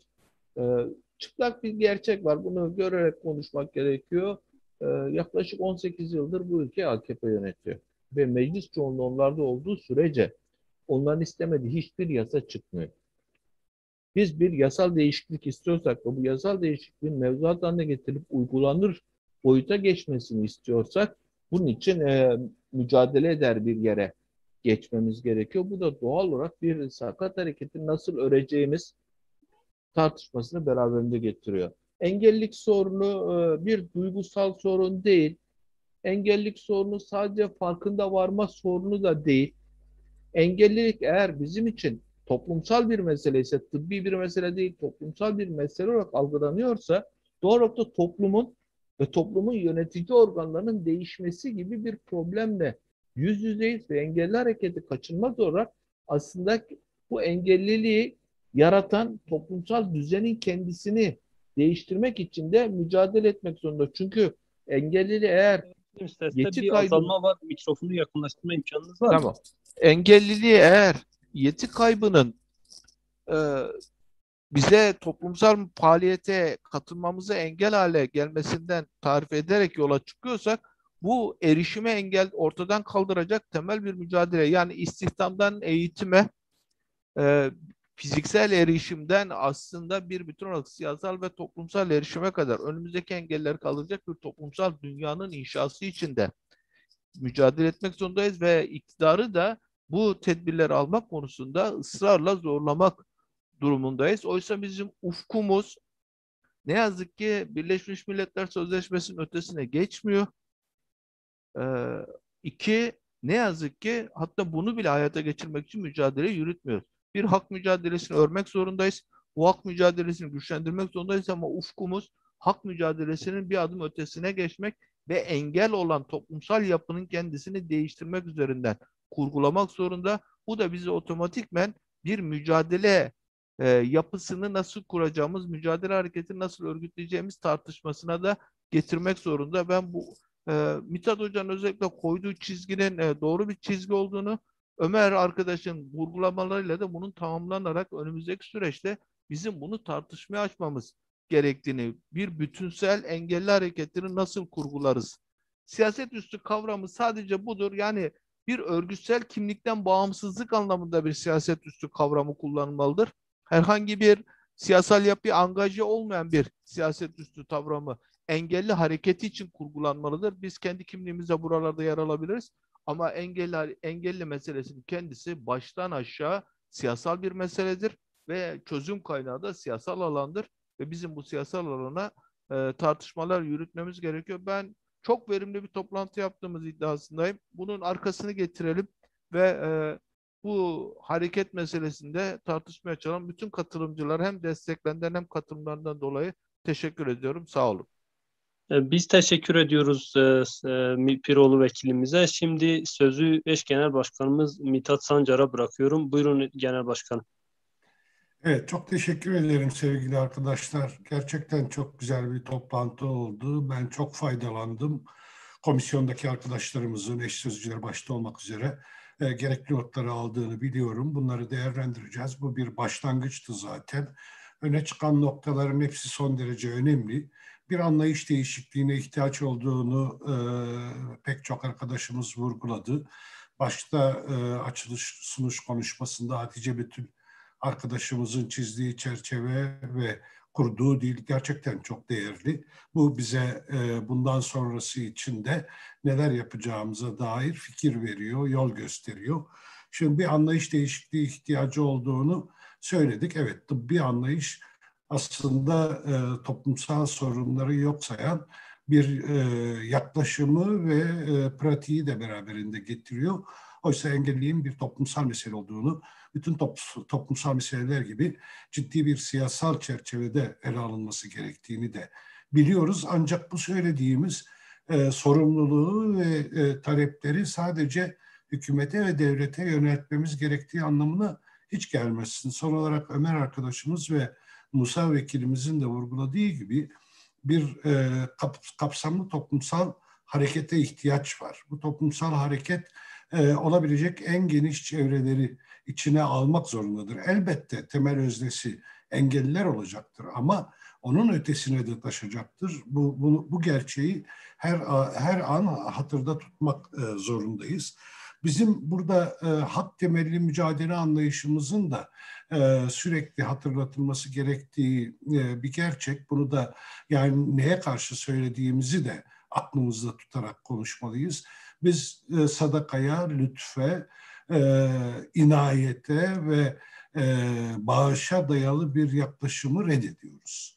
Hak temelli yaklaşım herkesin toplumsal kaynaklardan eşit ve adil bir şekilde yararlanması gerektiği anlamına geliyor. En fazla yoksunluğa ve yoksulluğa mahkum edilen toplum kesimlerinin başında gelen engelliler için de sadaka anlayışını, inayet anlayışını, lütuf anlayışını reddederek hak temelli bir eşit yurttaşlık meselesi şeklinde algılamak zorundayız. Bunu arkadaşlarımız da vurguladı. Ama dönüp dolaşıp şuraya geliyoruz. Peki bütün bunları bizim dışımızdaki büyük öznelere mi havale ediyoruz? Yani belirsiz bir adres mi var karşımızda? Belirsiz adresler yaratarak kişisel ve günlük sorumluluklarımızı da acaba sulandırmıyor muyuz ya da biraz görünmez kılmıyor muyuz sorusunu da her gün sormak zorundayız. Çünkü engellilik aynı zamanda toplumsal yaşamın her gün her alanında karşılaştığımız çok boyutlu ve derin bir meseledir. Her birimize düşen önemli görevler vardır. Her gün bu toplumsal örgütlülüğü arttırmaya çalışırken ayrıca bireysel sorumluluklarla da hareket etmek gerektiğini hatırlatmamız gerekiyor. Her şekilde ortaya koymamız gerekiyor. Mesela Hatice Betül başlarken hani park sorununu söyledi. Bu yaya şeritleri veya görmeyenler için oluşturulan o imkanların kullanılmaz hale gelmesi, bunların yok sayıldığı her bir pratik aslında kamusal hakları ihlal eden ve hepimizin de rahatsız olması gereken bir durumdur. Yani bulunduğumuz her yerde bu tür ihlallere bireysel olarak da karşı çıkmalıyız. Bunların giderilmesi için çaba harcamalıyız. Bu bizim toplumsal hareket yaratma ve siyasal çözüm arama hedefimizi elbette ortadan kaldırmıyor. Fakat bu hedefin varlığı da bireysel sorumlulukların hayatın her alanda hatırlatılması gereğini yok saymamıza yol açmamalıdır. Son olarak da şunu söyleyeyim, yine Hatice Betül çok güzel söyledi. Dil meselesi pek çok sorunun temelinde ve dönüşüm konusunda da pek çok konuda anahtar durumundadır. Yani kurduğumuz dilin biz sorunları nasıl yeniden ürettiğini başta toplumsal cinsiyet ve engellilik olmak üzere pek çok alanda görmemiz gerekiyor. Belki de pek çoğumuzun farkında olmadığı bu vahşi sömürü, yok sayma, toplumun küçük bir kesimi dışında kalanların haklarını tanımama, onları yoksulluğa mahkum etme anlayışını değiştirmemiz zor oluyor. Eğer biz yeni bir dil kuramazsak mevcut anlayışın, sistemin yeniden üretilmesine bilmeden de katkı sunarız her aşamada, her alanda. Tek tek cümleleri tekrarlamam gerekmiyor. Yine burada da konuşmalarda dile getirildi. Toplumsal cinsiyet ve engellilik özellikle bu dil hassasiyeti açısından en önemli, en kritik alanlardır. Sanırım ben de dahil olmak üzere hepimizin, pek çoğumuzun diyelim, eksikleri vardır. Bunlarla yüzleşebilmemiz bu konuda harcayacağımız çabaların samimiyeti açısından da önemli bir test olacaktır. Bitirmeden şunu söyleyeyim. Benim çok sevdiğim yazarlardan biri Ingeborg Bachmann'ın hayatını adadığı bir konu var. O da dil meselesi. Pek çok konuya bu açıdan yaklaşır. Hatta şu ünlü sözünü de ben birkaç yazımda kullandım. Yeni bir dil olmadan yeni bir dünya yaratılamaz. Şimdi biz yeni bir dil yaratmadan yeni bir dünya yaratamayız. Hedeflediğimiz dünyayı yaratabilmek için mevcut düzeni bu yeni dil temelinde, mevcut yaşamları bu yeni dil temelinde kurmamız gerekiyor. Ayrıca eğer biz gerçekten yepyeni bir dünya kurmak, yeni bir hayat oluşturmak istiyorsak kendimizi de değiştirmemiz gerektiğini, bu değişimin kendimizden başlaması gerektiğini de hiçbir şekilde unutmamalıyız. Bütün bunların bütünlüklü bir çalışmayı gerektirdiğini, bireysel, toplumsal, siyasal alanları kapsadığını, ayrıca dil ve değişim konularının da bunların kilidi olduğunu bir kez daha hatırlatayım ve herkese, emeği geçen herkese, burada katkıda bulunan bütün arkadaşlara, bütün dostlara teşekkürlerimi, minnetlerimi sunayım. Hepinize saygılarımı, sevgilerimi iletiyorum tekrar. Biz eş genel başkanımıza kıymetli değerlendirmeleri için teşekkür ediyoruz. Siz değerli katılımcılara bu kadar yani 3 saate yaklaştı toplantımız, sabırla dinlediğiniz için teşekkür ediyoruz. Katılımlarından dolayı tüm öncelikle STK, sendika, parti temsilcilerine, partimizin temsilcilerine ve tüm katılımcılara teşekkür ediyoruz. Toplantımızı kapatıyoruz. YouTube üzerinden toplantımızı Sinancığım bir şey ekleyebilir miyim? Efendim? Kim söz istedi acaba? Ben bir şey eklemek istiyorum müsaaden olursa. Buyurun, isminiz? Ömer Sezer. Buyurun Ömer Bey. Ömer Sezer ben. Buyurun, sizi dinliyoruz. Ben diyorum ki bunu bir başlangıç kabul edelim. Bunu devam ettirelim ve bunun tekrarını yeniden gerçekleştirelim. Evet, çok yani biz kesinlikle zaten öyle görüyoruz. Bu manifesto metninin kendisi de buluşmalarımız da öyle olacak. 16 Mayıs haftasını beklemeden zaten işe başlayalım dedik. Bu hafta içerisinde birçok engelli sivil toplum, sendika temsilcilerimizi, hatta kendi partimizin içerisinde il örgütlerimizi bu yönde online ziyaretlerimiz olacak. Buradan da duyurusunu yapmış olalım. Yani birbirimizi dinlememiz, bu manifestoyu yerine göre daha eleştirmemiz ve kurumlarımızdaki bu yönlü eksiklikleri ortaya koyup bir yerden başlamamız gerekiyor. Ben hepinize katılımlarınızdan dolayı komisyonumuz adına teşekkür ediyorum. Toplantımızı kapatıyoruz. Burada başka bir söz yoksa hepinize saygılar sunuyorum. Herkes vedalaşmak için mikrofonunu açabilir. Ekranını açıp el sallayabilir. Hoşçakalın, teşekkürler. Evet. Herkese de çok teşekkür ediyoruz. Teşekkür ediyoruz. Büyük çalışmalar diliyoruz. Teşekkürler.